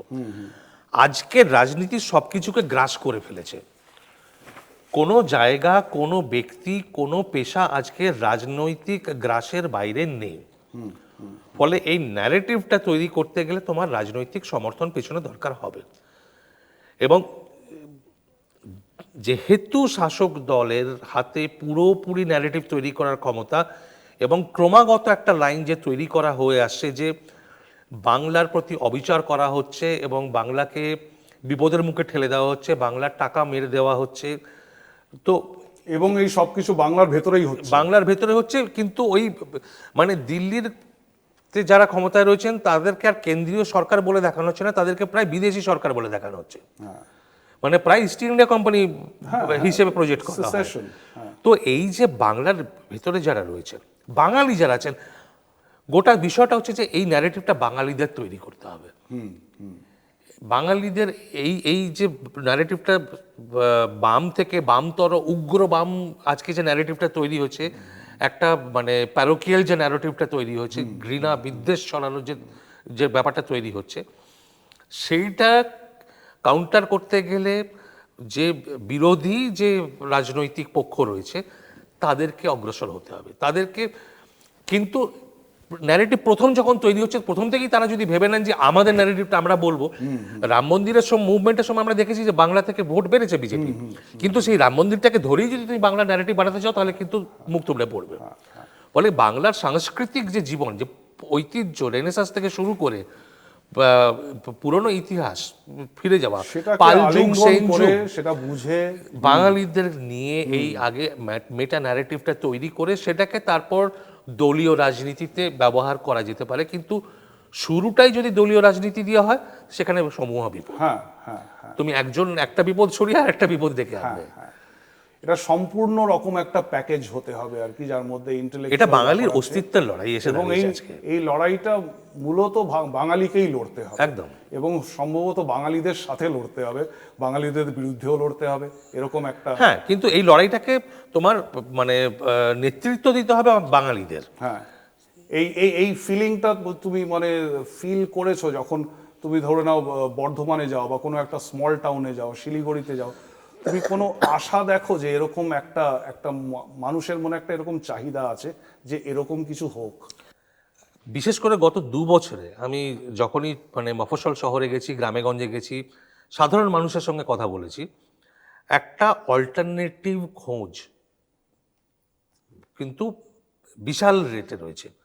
কিন্তু সেই সঙ্গে এক মানে দিশাহারাহীন হয়ে রয়েছে, মানে দিশাহারা হয়ে রয়েছেন লোকজন, যারা নতুন কিছু করতে চান, নতুন একটা অল্টারনেটিভ চাইছেন, এটা খুঁজে পাচ্ছে না। মানে যে প্রশ্নটাকে বারবার আমাকে সম্মুখীন হতে হয়েছে যখন এরা কথা বলে, এই ছেলে মেয়েরা যখন কথা বলে যে দাদা কি করব, কোথায় যাব, আমাদের সামনে অল্টারনেটিভটা কোথায়, কোনো অল্টারনেটিভ পাচ্ছি না। তো ইকোনমিক মডেলের অল্টারনেটিভ পাচ্ছি না, রাজনৈতিক মডেলের অল্টারনেটিভ পাচ্ছি না, রাজনৈতিক ন্যারেটিভের অল্টারনেটিভ পাচ্ছি না, বা আইডিওলজির অল্টারনেটিভ পাচ্ছি না। তো এই অল্টারনেটিভটা আমরা যতক্ষণ না পাচ্ছি, আমরা কোথায় যাব? আমরা তো আটকে রয়েছি, বা স্টাক, তো এক জায়গাতেই রয়ে গেছে। এই যতক্ষণ না ভাঙতে পারছি, এই মানে ইনার্শিয়া যেটা, এটাকে যতক্ষণ না ভাঙা যাচ্ছে, এই না ভেঙে এই ইনার্শিয়া যদি কন্টিনিউ করে, মানে যেটাকে খুব সুন্দর একটা নাম, একটা ফ্রেজ ইউজ করেছিল ওয়ার্ল্ড ব্যাংকের একটা অনেক পুরনো রিপোর্টে, ইনার্শিয়া অফ ইনঅ্যাকশন। এই ইনার্শিয়া অফ ইনঅ্যাকশন যদি কন্টিনিউ করতে থাকে, তাহলে কিন্তু ভবিষ্যতে সমূহ বিপদ। এই ইনার্শিয়াটাকে শেষ করতে হবে একদম। তো চন্দ্রচূড় ঘোষকে কেমন জানতে পারলেন, কেমন বুঝতে পারলেন তার জীবনের সংঘর্ষ? আমরা এতদিন শুধু নেতাজি সম্বন্ধে শুনেছি ওনার থেকে, এইবার আমরা জানতে পারলাম যে উনি কি পরিমাণ, ওনার যে গবেষণা সেটা কিন্তু ড্রয়িং রুমের গবেষণা নয়। উনি সমাজের বিভিন্ন সে বিউরোক্র্যাট থেকে শুরু করে সাধারণ মানুষ, সাবঅল্টার্ন যা উনি বলছেন, মধ্যবিত্ত মানুষ, একাডেমিক্স, সবার সাথে দেখাশোনা করে, এবং সেই সূত্রে আমরা জানতে পারলাম যে পশ্চিমবঙ্গ, বাংলা সমাজ এটা কি, এটা ওনার দৃষ্টিতে দেখার চেষ্টা করলাম। সেই চেষ্টায় নিশ্চয়ই, যদিও সরাসরি প্রশ্ন করা হয়নি, মানুষ চন্দ্রচূড় ঘোষ কে সেটা নিশ্চয়ই ফুটে বেরিয়ে এসছে, এটাই আশা রইল। এবং এই পডকাস্টটা, এই চ্যানেলে একটি ভিন্ন স্বাদ আপনাদের এনে দিয়েছে এরকম আমি আশা করি। চন্দ্রচূড়, অসংখ্য ধন্যবাদ। ধন্যবাদ সুরজিৎ, খুব ভালো লাগলো আলোচনা করে, ভবিষ্যতে হয়তো আবারও হবে। নিশ্চয়ই, ধন্যবাদ।